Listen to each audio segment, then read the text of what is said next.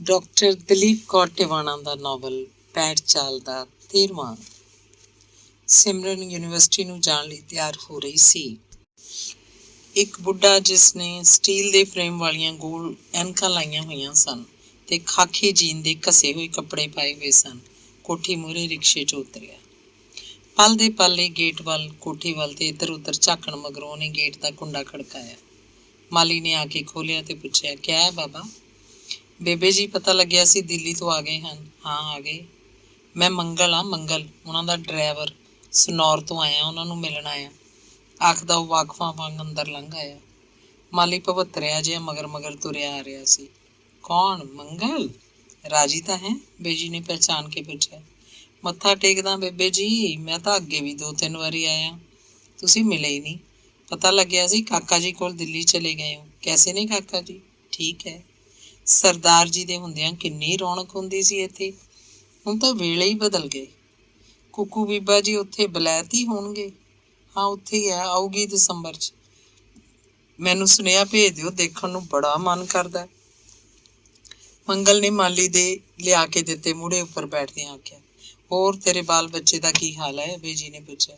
ਤੁਹਾਡੀ ਕਿਰਪਾ ਹੈ, ਬੜੇ ਮੁੰਡੇ ਨੇ ਤਾਂ ਮੁੰਡੇ ਵੀ ਵਿਆਹ ਲਏ ਦੋਵੇਂ। ਛੋਟੇ ਨੇ ਸਹੁਰਿਆਂ ਨਾਲ ਹਿੱਸਾ ਪਾ ਲਿਆ ਕੰਮ 'ਚ। ਜਿੱਦਣ ਦੀ ਭਾਗੀ ਮਰੀ ਹੈ, ਮੈਂ ਤਾਂ ਰੋਟੀ ਕਰਨੀਓ ਵੀ ਆਝਾ ਹੋ ਗਿਆ। ਬੜੇ ਦੀ ਬਹੂ ਨਹੀਂ ਘਰਾਣੇ ਦੀ, ਛੋਟੇ ਨਾਲ ਰਲਿਆ ਸੀ, ਉਹ ਸਹੁਰੀ ਚਲਾ ਗਿਆ। ਹੁਣ ਵੇਲੇ ਕੁ ਵੇਲੇ ਕਦੇ ਰੋਟੀ ਦੇ ਜਾਂਦੇ ਨੇ, ਕਦੇ ਨਹੀਂ। ਮੈਂ ਤਾਂ ਸੋਚਦਾ ਸੀ ਸਾਰੀ ਉਮਰ ਤੁਹਾਡੇ ਕੋਲ ਕੱਟੀ ਸੀ, ਇੱਥੇ ਹੀ ਆ ਜਾਂਦਾ। ਕੋਈ ਕੁਆਟਰ ਦੇ ਦਿਓ ਮਾੜਾ ਮੋਟਾ। ਮੰਗਲ ਨੇ ਇੱਕੋ ਸਾਹ ਸਾਰੀਆਂ ਸਮੱਸਿਆਵਾਂ ਆਖ ਦਿੱਤੀਆਂ। ਬੇਜੀ ਨੇ ਰਾਮੂ ਨੂੰ ਚਾਹ ਬਣਾ ਦੇਣ ਲਈ ਆਖਿਆ।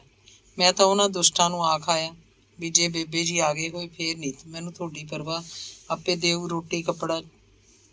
ਚੰਗਾ ਹੋਇਆ ਤੁਸੀਂ ਘਰੇ ਮਿਲ ਗਏ, ਮੰਗਲ ਆਖ ਰਿਹਾ ਸੀ। ਸਿਮਰਨ ਨੇ ਅੰਦਰੋਂ ਹੀ ਮੰਗਲ ਦੀਆਂ ਸਭ ਗੱਲਾਂ ਸੁਣੀਆਂ ਤੇ ਸੋਚ ਰਹੀ ਸੀ, ਬੇਜੀ ਹੁਣ ਕੀ ਜਵਾਬ ਦੇਣਗੇ ਇਹਨੂੰ।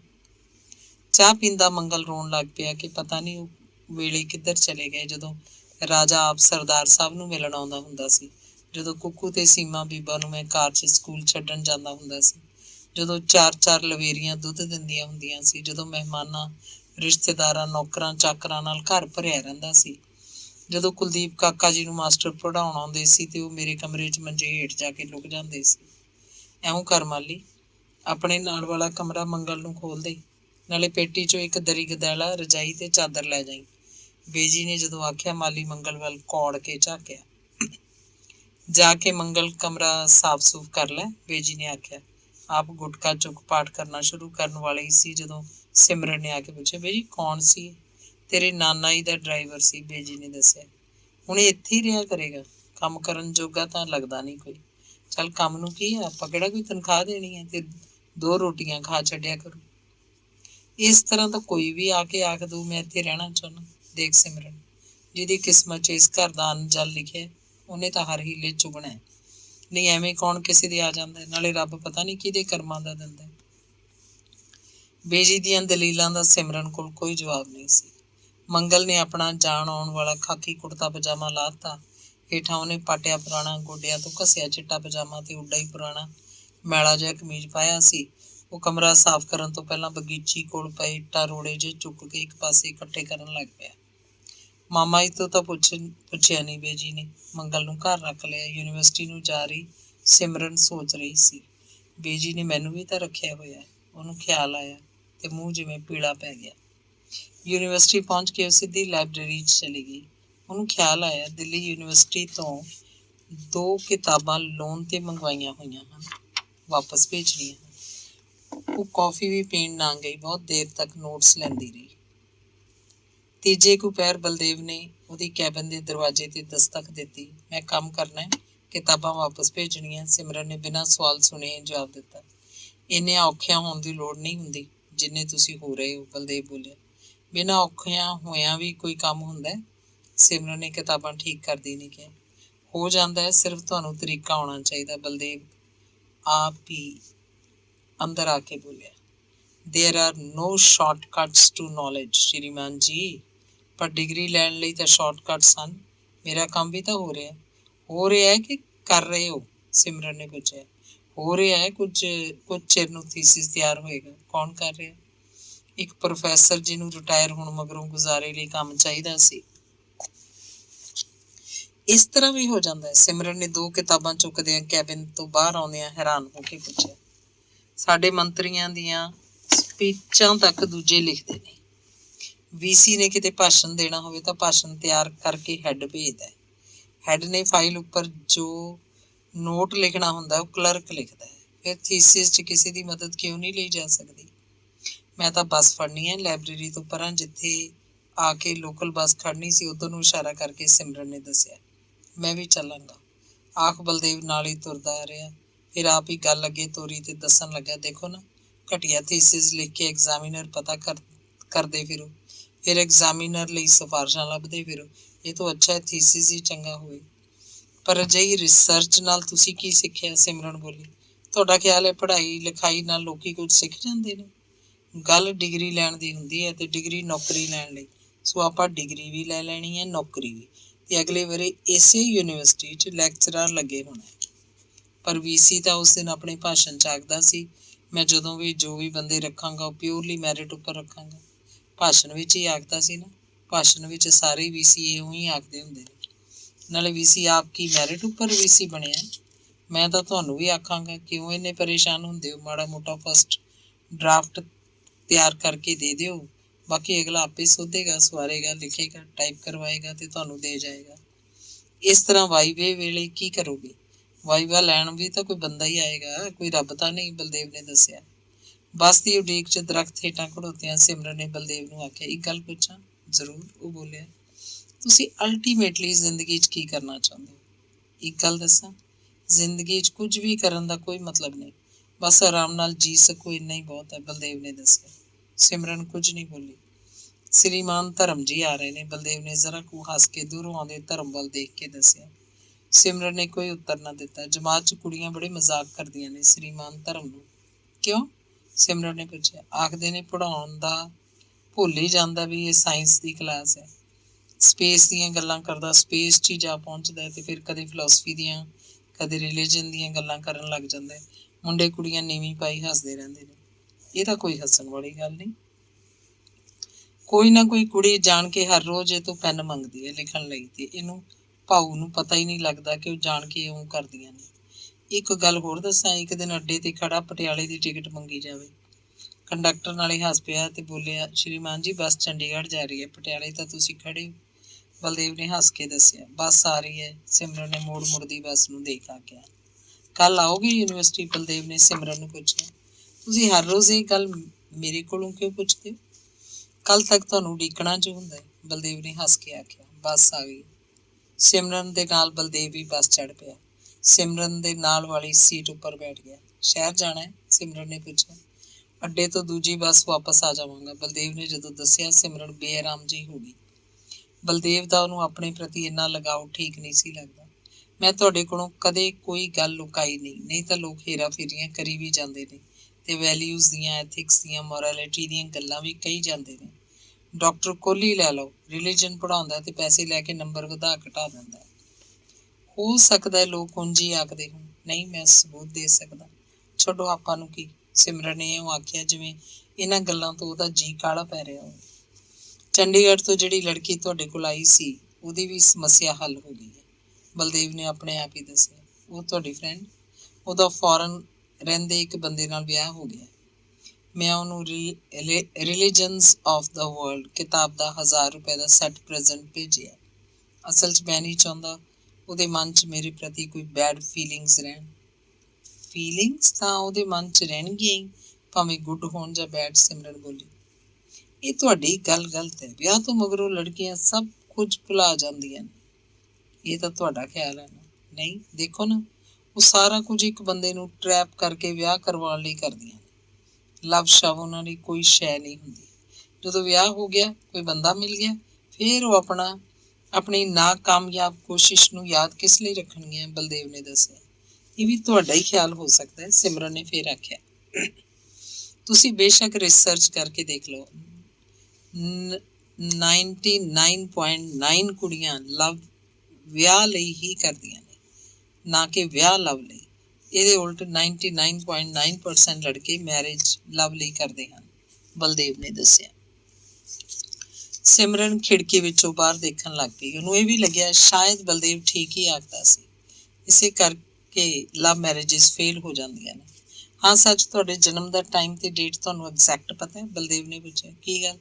ਸੁਣਿਆ ਹੁਸ਼ਿਆਰਪੁਰ ਚ ਭ੍ਰਿਗੂ ਦਾ ਜੋ ਗ੍ਰੰਥ ਹੈ ਉਸ ਚ ਅਗਰ ਤੁਹਾਡਾ ਪੱਤਰਾ ਲੱਭ ਪਵੇ ਤਾਂ ਤੁਹਾਡੇ ਭੂਤ ਦੇ ਭਵਿੱਖ ਬਾਰੇ ਸਭ ਕੁਝ ਲਿਖਿਆ ਮਿਲ ਜਾਂਦਾ ਹੈ। ਭੂਤ ਦਾ ਪਤਾ ਕਰਨ ਦਾ ਕੋਈ ਫਾਇਦਾ ਨਹੀਂ ਤੇ ਭਵਿੱਖ ਦਾ ਪਤਾ ਕਰਨ ਚ ਮੈਂ ਇੰਟਰਸਟਿਡ ਨਹੀਂ, ਸਿਮਰਨ ਬੋਲੀ। ਮੈਂ ਜਾਣਨਾ ਚਾਹੁੰਦਾ, ਤੁਸੀਂ ਆਪਣੇ ਦਾ ਪਤਾ ਕਰੋ। ਇਹ ਵੀ ਤਾਂ ਪਤਾ ਕਰਨਾ ਚਾਹੁੰਦਾ ਕਿ ਸਾਡੇ ਭਵਿੱਖ ਕਿਧਰੇ ਮਿਲਦੇ ਵੀ ਹਨ ਕਿ ਨਹੀਂ, ਬਲਦੇਵ ਨੇ ਹੱਸ ਕੇ ਆਖਿਆ। ਸਿਮਰਨ ਸੀਰੀਅਸ ਹੋ ਗਈ।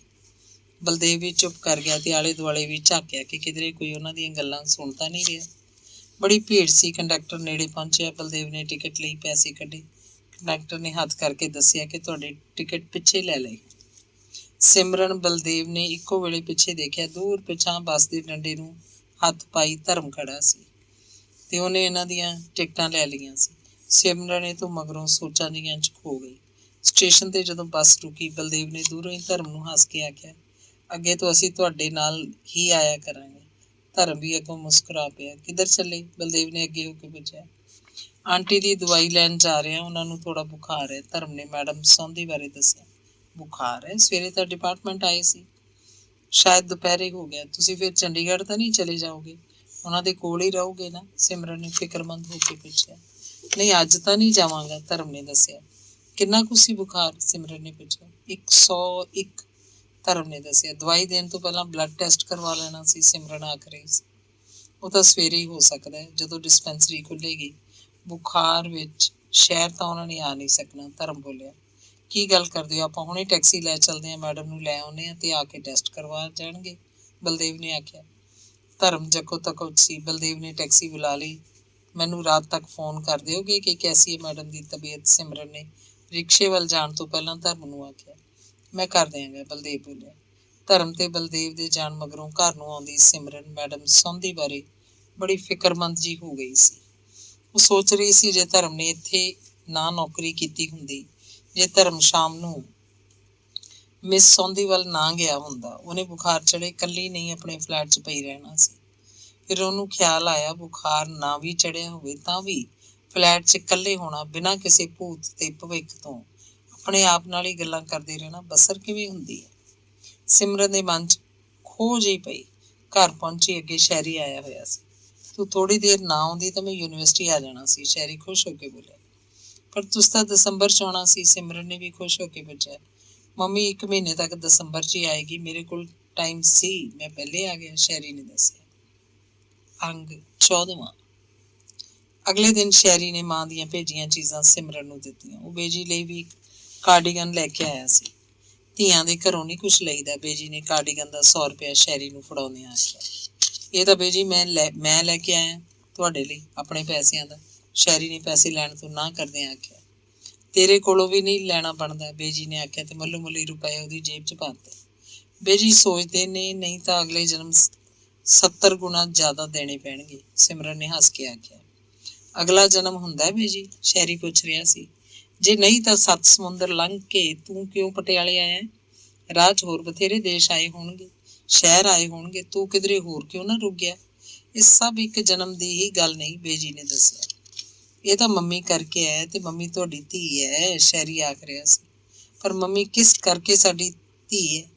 ਉਹਦੇ ਪਿੱਛੇ ਵੀ ਤਾਂ ਕਾਰਨ ਹੋਣਗੇ। ਇਸ 'ਚ ਕੀ ਹੈ? ਤੁਸੀਂ ਚੁਣਿਆ ਕਿ ਉਹ ਤੁਹਾਡੀ ਧੀ ਹੋਵੇ ਤੇ ਹੋ ਗਈ।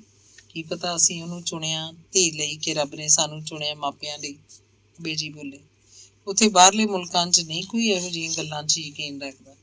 ਉੱਧਰਲੇ ਲੋਕਾਂ ਨੂੰ, ਸਿਮਰਨ ਆਖਣ ਲੱਗੀ, ਉੱਧਰਲੇ ਲੋਕਾਂ ਨੂੰ ਲੱਗਦਾ ਹੈ ਕਾਸੇ ਵਿੱਚ ਵੀ ਯਕੀਨ ਨਹੀਂ, ਨਾ ਰੱਬ 'ਚ, ਨਾ ਧਰਮ ਕਰਮ 'ਚ, ਨਾ ਰਿਸ਼ਤਿਆਂ ਨਾਤਿਆਂ 'ਚ, ਨਾ ਇੱਕ ਦੂਜੇ 'ਚ ਤੇ ਨਾ ਆਪਣੇ ਆਪ 'ਚ। ਤੂੰ ਇਹ ਸਭ ਕੁਝ ਬਾਹਰਲੇ ਮੁਲਕਾਂ ਬਾਰੇ ਇੱਥੇ ਬੈਠੀ ਨਹੀਂ ਜਾਣ ਲਿਆ? ਸ਼ਹਿਰੀ ਨੇ ਮਜ਼ਾਕ ਵਾਂਗ ਪੁੱਛਿਆ। ਕੁਝ ਜਾਣਨ ਲਈ ਸਣਦੇਹੀ ਜਾਣ ਦੀ ਜ਼ਰੂਰਤ ਨਹੀਂ ਹੁੰਦੀ, ਸਿਮਰਨ ਨੇ ਦੱਸਿਆ। ਸੁਣਿਆ ਹਿੰਦੁਸਤਾਨ 'ਚ ਅਜਿਹੇ ਯੋਗੀ ਹਨ ਜਿਹੜੇ ਆਪਣੀ ਆਸਟਰਲ ਬਾਡੀ ਰਾਹੀਂ ਜਿੱਥੇ ਚਾਹੁਣ ਜਾ ਆਉਂਦੇ ਨੇ। ਕੀ ਇਹ ਠੀਕ ਹੈ? ਸ਼ਹਿਰੀ ਪੁੱਛ ਰਿਹਾ ਸੀ। ਯੋਗੀ ਕਿਉਂ? ਇਹ ਕੋਈ ਵੀ ਕਰ ਸਕਦਾ ਹੈ, ਸਿਮਰਨ ਨੇ ਦੱਸਿਆ। ਇਹ ਕਿਵੇਂ ਪੋਸੀਬਲ ਹੈ? ਵਕਤ ਤੋਂ ਪਾਰ ਲੰਘ ਕੇ ਤੁਸੀਂ ਭੂਤ ਦੇ ਭਵਿੱਖ ਨੂੰ ਵੀ ਵੇਖ ਸਕਦੇ ਹੋ। ਬਸ ਵਕਤ ਤੋਂ ਪਾਰ ਲੰਘ ਜਾਣ ਦੀ ਸਮਰੱਥਾ ਹੋਣੀ ਚਾਹੀਦੀ ਹੈ। ਇਹ ਅਨਸਾਇੰਟਿਫਿਕ ਗੱਲਾਂ ਹਨ, ਅਨਸਾਇੰਟਿਫਿਕ ਨਹੀਂ, ਬਿਯੋਂਡ ਸਾਇੰਸ ਗੱਲਾਂ ਹਨ। ਸਿਮਰਨ ਨੇ ਆਖਿਆ, ਤੂੰ ਅੱਜ ਯੂਨੀਵਰਸਿਟੀ ਨਹੀਂ ਜਾਣਾ? ਬੇਜੀ ਨੇ ਸਿਮਰਨ ਨੂੰ ਪੁੱਛਿਆ। ਜਾਣਾ ਹੈ, ਬਸ ਹੁਣੇ ਤਿਆਰ ਹੁੰਦੀ ਹਾਂ। ਇਹਨੂੰ ਹੁਣੇ ਹਟਾ ਲਓ ਪੜ੍ਹਨ ਤੋਂ ਬੇਜੀ। ਬਹੁਤੀ ਅਕਲ ਵਾਲੀਆਂ ਕੁੜੀਆਂ ਆਪਣੇ ਘਰ ਵਾਲਿਆਂ ਨੂੰ ਤੰਗ ਕਰਦੀਆਂ ਨੇ ਜਾ ਕੇ। ਸ਼ੈਰੀ ਨੇ ਹੱਸ ਕੇ ਬੇਜੀ ਨੂੰ ਸਿਮਰਨ ਬਾਰੇ ਆਖਿਆ। ਸ਼ੈਰੀ ਲਈ ਬੇਜੀ ਆਪਾਂ ਨੇ ਬਿਲਕੁਲ ਬੁੱਧੂ ਲੜਕੀ ਭਾਲਣੀ ਹੈ, ਸਿਮਰਨ ਨੇ ਜਵਾਬ ਦਿੱਤਾ। ਅਕਲ ਕਿਸੇ ਨੂੰ ਪੜ੍ਹਨ ਨਾਲ ਨਹੀਂ ਆ ਜਾਂਦੀ। ਇਹ ਤਾਂ ਜਿਹਨੂੰ ਰੱਬ ਦੇਵੇ ਉਸੇ ਨੂੰ ਮਿਲਦੀ ਹੈ। ਨਹੀਂ ਤਾਂ ਬਥੇਰੇ ਪੜ੍ਹੇ ਲਿਖੇ ਡੰਗਰ ਦੇ ਡੰਗਰ ਤੁਰੇ ਫਿਰਦੇ ਨੇ, ਬੇਜੀ ਨੇ ਦੱਸਿਆ। ਅੱਛਾ ਮੈਂ ਤਿਆਰ ਹੋ ਜਾਵਾਂ, ਸਿਮਰਨ ਬ੍ਰੇਕਫਾਸਟ ਵਾਲੇ ਟੇਬਲ ਤੋਂ ਉੱਠਦੀ ਬੋਲੀ। ਵਾਪਸ ਕਿੰਨੇ ਵਜੇ ਆਏਂਗੀ? ਜਲਦੀ ਆ ਜਾਈਂ, ਸ਼ੈਰੀ ਨੇ ਆਖਿਆ। ਮੈਡਮ ਸੌਂਦੀ ਦੀ ਤਬੀਅਤ ਠੀਕ ਨਹੀਂ ਹੈ, ਸ਼ਾਇਦ ਦੇਰ ਨਾਲ ਆਵਾਂ। ਜੇ ਦੇਰ ਨਾਲ ਆਉਣਾ ਹੋਇਆ ਤਾਂ ਫੋਨ ਕਰ ਦਿਆਂਗੀ। ਪਹਿਲੀ ਗੱਲ ਸ਼ੈਰੀ ਨੂੰ ਤੇ ਦੂਜੀ ਸਿਮਰਨ ਨੇ ਬੇਜੀ ਨੂੰ ਆਖੀ। ਮੈਡਮ ਸੌਂਦੀ ਦੀ ਤਬੀਅਤ ਨੂੰ ਤੂੰ ਕੀ ਕਰਨਾ? ਬਿਮਾਰ ਹਨ ਤਾਂ ਹਸਪਤਾਲ ਦਾਖਲ ਕਰਾ ਦਿਓ, ਸ਼ੈਰੀ ਆਖ ਰਿਹਾ ਸੀ। ਹਿੰਦੁਸਤਾਨ 'ਚ ਅਜੇ ਲੋਕ ਇੰਨੇ ਮਸ਼ੀਨੀ ਨਹੀਂ ਹੋਏ। ਮਸ਼ੀਨੀ ਹੋਣ ਦੀ ਲੋੜ ਨਹੀਂ। ਜੇ ਮੈਡਮ ਸੌਂਦੀ ਬਿਮਾਰ ਹੈ ਤਾਂ ਉਹਨੂੰ ਡਾਕਟਰ ਦੀ ਹਸਪਤਾਲ ਦੀ ਲੋੜ ਹੈ, ਤੇਰੀ ਨਹੀਂ। ਹੋ ਸਕਦਾ ਮੈਡਮ ਸੌਂਦੀ ਨੂੰ ਡਾਕਟਰ ਦੀ ਹਸਪਤਾਲ ਦੀ ਐਡੀ ਲੋੜ ਨਾ ਹੋਵੇ ਜਿੰਨੀ ਮੇਰੀ, ਸਿਮਰਨ ਨੇ ਆਖਿਆ ਤੇ ਉੱਠ ਕੇ ਉੱਪਰ ਚਲੀ ਗਈ। ਇੰਨਾ ਟਾਈਮ ਫਿਰ ਮੈਂ ਕੀ ਕਰਾਂਗਾ? ਸ਼ੈਰੀ ਜਿਵੇਂ ਆਪਣੇ ਆਪ ਨੂੰ ਪੁੱਛ ਰਿਹਾ ਸੀ। ਨਹਾ ਧੋ ਕੇ ਤਿਆਰ ਹੋ ਕੇ ਤੂੰ ਯੂਨੀਵਰਸਿਟੀ ਗੇੜਾ ਮਾਰ ਆਈ, ਨਾਲੇ ਸਿਮਰਨ ਨੂੰ ਲੈ ਆਈ, ਬੇਜੀ ਨੇ ਦੱਸਿਆ ਤੇ ਸ਼ੈਰੀ ਖੁਸ਼ ਹੋ ਗਿਆ। ਤਿਆਰ ਹੋ ਕੇ ਸਿਮਰਨ ਨੇ ਉਹੀ ਸਕਾਰਫ ਸਿਰ ਉੱਤੇ ਬੰਨ੍ਹ ਲਿਆ ਜਿਹੜਾ ਸ਼ੈਰੀ ਲੈ ਕੇ ਆਇਆ ਸੀ। ਵੰਡਰਫੁਲ, ਇਹ ਤੈਨੂੰ ਬੜਾ ਸਜਦਾ ਹੈ, ਉਹਦੇ ਜਾਣ ਵੇਲੇ ਸ਼ੈਰੀ ਨੇ ਆਖਿਆ। ਸਿਮਰਨ ਜ਼ਰਾ ਕੁ ਹੱਸ ਕੇ ਚੁੱਪ ਕਰ ਰਹੀ। ਉੱਥੇ ਤੂੰ ਕਿੱਥੇ ਹੋਏਂਗੀ? ਲਾਇਬ੍ਰੇਰੀ ਜਾਂ ਟੀਚਰਸ ਫਲੈਟ ਦੇ 3 ਨੰਬਰ ਫਲੈਟ 'ਚ, ਮੈਡਮ ਸੌਂਦੀ ਕੋਲ। ਅੱਛਾ ਮੈਂ ਆਵਾਂਗਾ, ਸ਼ੈਰੀ ਨੇ ਦੱਸਿਆ। ਯੂਨੀਵਰਸਿਟੀ ਪਹੁੰਚ ਕੇ ਸਿਮਰਨ ਪਹਿਲੇ ਸਿੱਧੀ ਮੈਡਮ ਸੌਂਦੀ ਦੇ ਫਲੈਟ ਵੱਲ ਗਈ। ਧਰਮ ਉੱਧਰੋਂ ਆ ਰਿਹਾ ਸੀ। ਕੀ ਹਾਲ ਹੈ ਮੈਡਮ ਦਾ? ਸਿਮਰਨ ਨੇ ਪੁੱਛਿਆ। ਹੁਣ ਤਾਂ ਕੁਝ ਠੀਕ ਨਹੀਂ, ਰਾਤ ਬੁਖਾਰ ਬਹੁਤ ਤੇਜ਼ ਹੋ ਗਿਆ ਸੀ, ਧਰਮ ਨੇ ਦੱਸਿਆ। ਹੁਣ ਟੈਸਟ ਕਰਵਾ ਲਿਆ? ਹਾਂ, ਪਰ ਰਿਜ਼ਲਟ ਅੱਜ ਮਿਲੇਗਾ। ਹੁਣ ਕੋਲ ਕੌਣ ਹੈ? ਬਲਦੇਵ ਹੈ, ਉਹ ਰਾਤ ਵੀ ਉੱਥੇ ਹੀ ਸੀ। ਮੈਂ ਜ਼ਰਾ ਕਲਾਸ ਲੈਣੀ ਹੈ, ਘੜੀ ਵੱਲ ਦੇਖਦੇ ਧਰਮ ਨੇ ਕਿਹਾ। ਸਿਮਰਨ ਪੌੜੀਆਂ ਚੜ੍ਹ ਕੇ ਮੈਡਮ ਸੌਂਦੀ ਦੇ ਫਲੈਟ ਅੱਗੇ ਪਹੁੰਚੀ। ਮਲਕ ਦੇ ਕੇ ਬਾਰ ਖੋਲ ਕੇ ਅੰਦਰ ਗਈ। ਮੈਡਮ ਸੌਂਦੀ ਉਸ ਵੱਲ ਝਾਕੀ। ਕੋਲ ਹੀ ਕੁਰਸੀ ਉੱਤੇ ਬੈਠਾ ਬਲਦੇਵ ਸੁੱਤਾ ਹੋਇਆ ਸੀ। ਗੁੱਡ ਮਾਰਨਿੰਗ ਮੈਡਮ, ਸਿਮਰਨ ਨੇ ਹੌਲੀ ਜਿਹੀ ਆਖਿਆ। ਗੁੱਡ ਮਾਰਨਿੰਗ, ਮੈਡਮ ਸੌਂਦੀ ਨੇ ਬਿਸਤਰੇ ਵਿੱਚ ਹੀ ਜ਼ਰਾ ਕੁ ਬੈਠਦਿਆਂ ਆਪਣੇ ਪੀਲੇ ਹੋਏ ਮੂੰਹ ਤੇ ਹੱਥ ਫੇਰਦੀ ਨੇ ਕਿਹਾ। ਕੀ ਹਾਲ ਹੈ? ਠੀਕ ਹੈ। ਰਾਤੀ ਧਰਮ ਤੇ ਬਲਦੇਵ ਵਿਚਾਰੇ ਬੜੇ ਤੰਗ ਹੋਏ ਹੋਣਗੇ। ਬੁਖਾਰ ਬਹੁਤ ਤੇਜ਼ ਹੋ ਗਿਆ ਸੀ, ਬਰਫ਼ ਦੀਆਂ ਪੱਟੀਆਂ ਰੱਖਦੇ ਰਹੇ। ਬਲਦੇਵ ਨੂੰ ਸ਼ਾਇਦ ਜਾਗ ਆ ਗਈ ਸੀ, ਉਹ ਸਿੱਧਾ ਹੋ ਕੇ ਬੈਠ ਗਿਆ। ਤੂੰ ਬਲਦੇਵ ਹੁਣ ਜਾ ਕੇ ਸੌਂ ਜਾ, ਰਾਤ ਬਹੁਤ ਪਰੇਸ਼ਾਨ ਕੀਤਾ, ਮੈਡਮ ਸੌਂਦੀ ਨੇ ਆਖਿਆ। ਪਰੇਸ਼ਾਨੀ ਦੀ ਕਿਹੜੀ ਗੱਲ ਹੈ ਮੈਡਮ? ਤੁਹਾਨੂੰ ਬੁਖਾਰ ਹੀ ਬਹੁਤ ਹੋ ਗਿਆ ਸੀ। 105, ਬਲਦੇਵ ਬੋਲਿਆ। ਤੂੰ ਜਾ ਕੇ ਆਰਾਮ ਕਰ ਲੈ ਬਲਦੇਵ। ਮੈਂ ਹਾਂ ਇੱਥੇ, ਸਿਮਰਨ ਨੇ ਆਖਿਆ। ਪਹਿਲੇ ਚਾਹ ਪੀਂਦੇ ਆ, ਨਾਲੇ ਮੈਡਮ ਨੂੰ ਦਿਓ, ਬਲਦੇਵ ਬੋਲਿਆ। ਸਿਮਰਨ ਰਸੋਈ ਵੱਲ ਜਾਣ ਲੱਗੀ ਤਾਂ ਮਿਸ ਸੌਂਦੀ ਨੇ ਆਖਿਆ, ਚਾਹ ਧਰਮ ਲਈ ਵੀ ਬਣਾ ਲੈਣਾ, ਉਹਨੇ ਵੀ ਇੱਕੋ ਪੀਰੀਅਡ ਲਗਾ ਕੇ ਆ ਜਾਣਾ। ਉਹ ਵੀ ਰਾਤ ਭਰ ਜਾਗਦੇ ਰਹੇ ਹੋਣੇ ਨੇ, ਸਿਮਰਨ ਬੋਲੀ। 2 ਵਜੇ ਮੈਂ ਤਾਂ ਆਖਿਆ ਸੀ ਸੌਂ ਜਾਓ, ਹੁਣ ਮੈਂ ਠੀਕ ਹਾਂ, ਪਰ ਇਹ ਨਹੀਂ ਸੁੱਤੇ, ਮੈਡਮ ਸੌਂਦੀ ਨੇ ਦੱਸਿਆ। ਸਿਮਰਨ ਚਾਹ ਬਣਾਉਣ ਚਲੀ ਗਈ। ਬਲਦੇਵ ਨੇ ਚੱਪਲਾਂ ਥਾਂ ਸਿਰ ਕਰਦਿਆਂ ਮੈਡਮ ਸੌਂਦੀ ਨੂੰ ਆਖਿਆ, ਤੁਸੀਂ ਬਰੱਸ਼ ਕਰ ਲਓ। ਮੈਡਮ ਸੌਂਦੀ ਉੱਠੀ ਤਾਂ ਉਹਨੂੰ ਚੱਕਰ ਆ ਰਹੇ ਸੀ। ਬਲਦੇਵ ਬਾਂਹ ਤੋਂ ਫੜ ਕੇ ਬਾਥਰੂਮ ਤੱਕ ਲੈ ਗਿਆ। ਜਦੋਂ ਵਾਪਸ ਆਈ ਸਿਮਰਨ ਚਾਹ ਲੈ ਆਈ, ਨਾਲ ਬਿਸਕਿਟ ਵੀ ਸਨ। ਜੇ ਮੈਨੂੰ ਪਤਾ ਹੁੰਦਾ ਤੁਸੀਂ ਮੇਰੀ ਇੰਨੀ ਸੇਵਾ ਕਰੋਗੇ, ਹੁਣ ਤੱਕ ਤਾਂ ਮੈਂ ਕਈ ਵਾਰੀ ਬਿਮਾਰ ਹੋ ਚੁੱਕੀ ਹੁੰਦੀ, ਮੈਡਮ ਸੌਂਦੀ ਨੇ ਹੱਸ ਕੇ ਆਖਿਆ। ਧਰਮ ਵੀ ਆ ਗਿਆ। ਚਾਹ ਪੀ ਕੇ ਦਵਾਈ ਲੈਣੀ ਹੈ, ਉਹਨੇ ਗੋਲੀਆਂ ਦਾ ਪੱਤਾ ਕੋਲ ਰੱਖਦਿਆਂ ਆਖਿਆ। ਤੁਸੀਂ ਦੋਵੇਂ ਹੁਣ ਆਰਾਮ ਕਰ ਲਓ, ਮੈਂ ਠੀਕ ਹਾਂ, ਤੇ ਨਾਲੇ ਸਿਮਰਨ ਆ ਗਈ ਹੈ, ਮੈਡਮ ਸੌਂਦੀ ਨੇ ਧਰਮ ਤੇ ਬਲਦੇਵ ਨੂੰ ਆਖਿਆ। ਮੈਂ ਪਹਿਲੇ ਜਾ ਕੇ ਬਲੱਡ ਦੀ ਰਿਪੋਰਟ ਲੈ ਆਵਾਂ, ਧਰਮ ਬੋਲਿਆ। ਰਿਪੋਰਟ ਮੈਂ ਲੈ ਆਉਣਾ, ਬਲਦੇਵ ਬੋਲਿਆ। ਕੱਲ ਮੈਂ ਘਰ ਗਈ ਤਾਂ ਯੂਕੇ ਤੋਂ ਸ਼ੈਰੀ ਆਇਆ ਹੋਇਆ ਸੀ, ਸਿਮਰਨ ਨੇ ਮੈਡਮ ਸੌਂਦੀ ਨੂੰ ਦੱਸਿਆ। ਕੌਣ ਸ਼ੈਰੀ? ਬਲਦੇਵ ਨੇ ਚੌਂਕ ਕੇ ਪੁੱਛਿਆ। ਮੇਰੀ ਮਾਸੀ ਦਾ ਲੜਕਾ। ਉਹ ਮੈਂ ਸੋਚਿਆ ਉਹ ਪਹਿਲਾਂ ਵਾਲਾ ਹੀ ਉੱਲੂ ਦਾ ਪੱਠਾ ਆ ਗਿਆ, ਜਿਹੜਾ ਉਦੋਂ ਚੀਜ਼ਾਂ ਫੜਾਉਣ ਆਇਆ ਸੀ। ਉਹ ਉੱਲੂ ਦਾ ਪੱਠਾ ਕਿਵੇਂ ਹੋ ਗਿਆ? ਮੈਡਮ ਸੌਂਦੀ ਨੇ ਹੱਸ ਕੇ ਪੁੱਛਿਆ। ਇਸ ਲਈ ਕਿ ਜਿਹੜੇ ਬਾਹਰੋਂ ਆਉਂਦੇ ਨੇ ਪਹਿਲਾਂ ਤਾਂ ਮੇਮਾ ਮਗਰ ਲੇਲਿਆਂ ਵਾਂਗ ਲੱਗੇ ਫਿਰਦੇ ਨੇ, 5 ਸਾਲ ਧੱਕੇ ਧੁੱਕੇ ਖਾ ਕੇ ਫਿਰ ਹਿੰਦੁਸਤਾਨ ਆ ਜਾਂਦੇ ਨੇ, ਸੀਤਾ ਸਵਿਤਰੀਆਂ ਵਿਆਹੁਣ। ਕਈ ਕੁੜੀਆਂ ਨੂੰ ਵੀ ਬਾਹਰ ਜਾਣ ਦੀ ਕਰੇਜ਼ ਹੁੰਦੀ ਹੈ, ਮੈਡਮ ਸੌਂਦੀ ਬੋਲੀ। ਬੇਵਕੂਫ ਹੁੰਦੀਆਂ ਨੇ ਕੁੜੀਆਂ, ਬਲਦੇਵ ਨੇ ਪਤਾ ਨਹੀਂ ਕਿਉਂ ਆਖਿਆ। ਧਰਮ ਦਾ ਡੈਡੀ ਵੀ ਇਹਨੂੰ ਆਖਦਾ ਸੀ ਬਾਹਰਲੇ ਮੁਲਕ ਅਗਾਂਹ ਪੜ੍ਹਨ ਜਾਣਾ, ਇੰਤਜ਼ਾਮ ਕਰ ਦੇਣਾ, ਪਰ ਇਹ ਗਿਆ ਨਹੀਂ, ਮੈਡਮ ਸੌਂਦੀ ਨੇ ਧਰਮ ਵੱਲ ਝਾਕ ਕੇ ਦੱਸਿਆ। ਗਏ ਕਿਉਂ ਨਹੀਂ ਸੀ? ਸਿਮਰਨ ਨੇ ਧਰਮ ਵੱਲ ਝਾਕ ਕੇ ਪੁੱਛਿਆ। ਲੋਕੀ ਪੈਸੇ ਕਮਾਉਣ ਲਈ ਜਾਂਦੇ ਨੇ, ਧਰਮ ਨੇ ਸੰਖੇਪ ਜਿਹਾ ਉੱਤਰ ਦਿੱਤਾ। ਅੱਗੇ ਪੜ੍ਹਨ ਵੀ ਤਾਂ ਜਾਂਦੇ ਨੇ, ਸਿਮਰਨ ਬੋਲੀ। ਅੱਗੇ ਪੜ੍ਹਦੇ ਵੀ ਇਸੇ ਲਈ ਹਨ ਕਿ ਵੱਧ ਪੈਸੇ ਕਮਾ ਸਕਣ। ਦੇਖਿਆ ਜਾਏ ਤਾਂ ਸੱਚਮੁੱਚ ਦੀਆਂ ਬੰਦੇ ਦੀਆਂ ਬਹੁਤ ਥੋੜ੍ਹੀਆਂ ਲੋੜਾਂ ਹਨ। ਧਰਮ ਦੀ ਥਾਂ ਮੈਡਮ ਸੌਂਦੀ ਨੇ ਜਵਾਬ ਦਿੱਤਾ। ਫਿਰ ਇੰਨੀ ਦੁਨੀਆ ਪੈਸੇ ਪਿੱਛੇ ਕਮਲੀ ਕਿਉਂ ਹੋਈ ਫਿਰਦੀ ਹੈ? ਬਲਦੇਵ ਪੁੱਛ ਰਿਹਾ ਸੀ। ਇਹ ਸਭ ਲੋੜਾਂ ਕਰਕੇ ਨਹੀਂ, ਤਮਾ ਕਰਕੇ ਹੈ। ਤਮਾ ਕਿਸ ਕਰਕੇ ਹੈ? ਇਸ ਵਾਰੀ ਸਿਮਰਨ ਨੇ ਪੁੱਛਿਆ। ਤਮਾ ਬੇਸਮਝੀ ਕਰਕੇ। ਤੁਹਾਡੇ ਅੰਦਰ ਦਾ ਚਾਨਣ ਤੁਹਾਡੇ ਪੈਰਾਂ ਦਾ ਰਾਹ ਰੌਸ਼ਨ ਕਰੇ, ਇਹ ਸਾਰਿਆਂ ਦੇ ਨਸੀਬ 'ਚ ਨਹੀਂ ਹੁੰਦਾ। ਬਹੁਤੇ ਲੋਕਾਂ ਨੂੰ ਤਾਂ ਆਪਣੇ ਅੰਦਰਲੇ ਹਨੇਰੇ ਕਾਰਨ ਬਾਹਰ ਕੁਝ ਦਿਸਦਾ ਹੀ ਨਹੀਂ, ਮੈਡਮ ਸੌਂਦੀ ਦੱਸ ਰਹੀ ਸੀ। ਕਈ ਲੋਕਾਂ ਦਾ ਉਹਨਾਂ ਦੀ ਬਹੁਤੀ ਸਿਆਣਪ ਦੀ ਵੀ ਰਾਹ ਰੋਕ ਲੈਂਦੀ ਹੈ। ਬਲਦੇਵ ਨੇ ਪਤਾ ਨਹੀਂ ਕੀ ਸੋਚ ਕੇ ਆਖਿਆ। ਧਰਮ ਉੱਠ ਕੇ ਆਪਣਾ ਚਾਹ ਵਾਲਾ ਕੱਪ ਸਿੰਕ ਤੇ ਧੋਣ ਚਲਾ ਗਿਆ। ਰਹਿਣ ਦਿਓ, ਮੈਂ ਧੋ ਦਿਆਂਗੀ, ਸਿਮਰਨ ਨੇ ਆਖਿਆ, ਪਰ ਧਰਮ ਨੇ ਕੋਈ ਉੱਤਰ ਨਹੀਂ ਦਿੱਤਾ। ਉਹ ਤੋਂ ਮਗਰੋਂ ਬਲਦੇਵ ਨੇ ਵੀ ਆਪਣਾ ਕੱਪ ਧੋ ਦਿੱਤਾ। ਸਿਮਰਨ ਨੇ ਆਪਣਾ ਤੇ ਮੈਡਮ ਸੌਂਦੀ ਦਾ ਕੱਪ ਧੋਤਾ ਤੇ ਫਿਰ ਧੋ ਕੇ ਰਸੋਈ ਤੋਂ ਬਾਹਰ ਆ ਗਈ। ਕੁਝ ਚਿਰ ਇੱਧਰ ਉੱਧਰ ਦੀਆਂ ਗੱਲਾਂ ਮਗਰੋਂ ਸਿਮਰਨ ਡਿਪਾਰਟਮੈਂਟ ਜਾਣ ਲਈ ਉੱਠੀ ਸੀ ਕਿ ਦਰਵਾਜ਼ੇ ਤੇ ਕਿਸੇ ਨੇ ਦਸਤਕ ਦਿੱਤੀ। ਹੈਲੋ ਐਵਰੀਬਡੀ, ਸ਼ੈਰੀ ਨੇ ਜ਼ਰਾ ਕੁ ਦਰਵਾਜ਼ਾ ਖੋਲ੍ਹ ਕੇ ਆਖਿਆ। ਮੈਡਮ ਸ਼ੈਰੀ ਹੈ, ਆ ਜਾਓ ਅੰਦਰ, ਸਿਮਰਨ ਨੇ ਪਹਿਲੀ ਗੱਲ ਮੈਡਮ ਸੌਂਦੀ ਤੇ ਦੂਜੀ ਸ਼ੈਰੀ ਨੂੰ ਆਖੀ। ਸ਼ੈਰੀ ਅੰਦਰ ਲੰਘ ਆਇਆ। ਬਲਦੇਵ ਨੇ ਆਪਣੇ ਵਾਲੀ ਕੁਰਸੀ ਛੱਡ ਦਿੱਤੀ ਤੇ ਆਪ ਮੈਡਮ ਸੌਂਦੀ ਦੀ ਪੈਂਦ ਵੱਲ ਬੈਠ ਗਿਆ। ਸਿਮਰਨ ਨੇ ਸ਼ੈਰੀ ਦੀ ਸਾਰਿਆਂ ਨਾਲ ਜਾਣ ਪਛਾਣ ਕਰਾਈ। ਸ਼ੈਰੀ ਨੇ ਮੈਡਮ ਸੌਂਦੀ ਦਾ ਹਾਲ ਪੁੱਛਿਆ ਤੇ ਬਲਦੇਵ ਵਾਲੀ ਕੁਰਸੀ ਉੱਪਰ ਬੈਠ ਗਿਆ। ਰਹੂਗੀ ਕੁਝ ਚਿਰ? ਮੈਡਮ ਸੌਂਦੀ ਨੇ ਸ਼ੈਰੀ ਨੂੰ ਪੁੱਛਿਆ। ਸਾਬਤਾ ਮਹੀਨਾ ਰਹਾਂਗਾ, ਉਹਨੇ ਦੱਸਿਆ। ਸੈਰ ਸਪਾਟੇ ਲਈ ਆਏ ਹੋ ਜਾਂ ਵਿਆਹ ਕਰਵਾਉਣ? ਪਤਾ ਨਹੀਂ ਕਿਉਂ ਬਲਦੇਵ ਨੇ ਪੁੱਛਿਆ।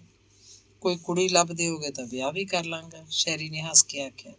ਇਹ ਤਾਂ ਆਪ ਕਿਉਂ 'ਚ ਲੱਗਿਆ ਹੋਇਆ, ਕੁੜੀ ਤਾਂ ਇਹਨੂੰ ਆਪ ਨੂੰ ਨਹੀਂ ਲੱਭੀ, ਫਿਰ ਕਿੱਥੋਂ ਲੱਭਦਾ ਹੈਗਾ? ਸਿਮਰਨ ਨੇ ਮਜ਼ਾਕ ਕੀਤਾ। 50% ਤਾਂ ਮੈਂ ਲੜਕੀ ਲੱਭੀ ਹੋਈ ਹੈ, ਬਲਦੇਵ ਨੇ ਦੱਸਿਆ।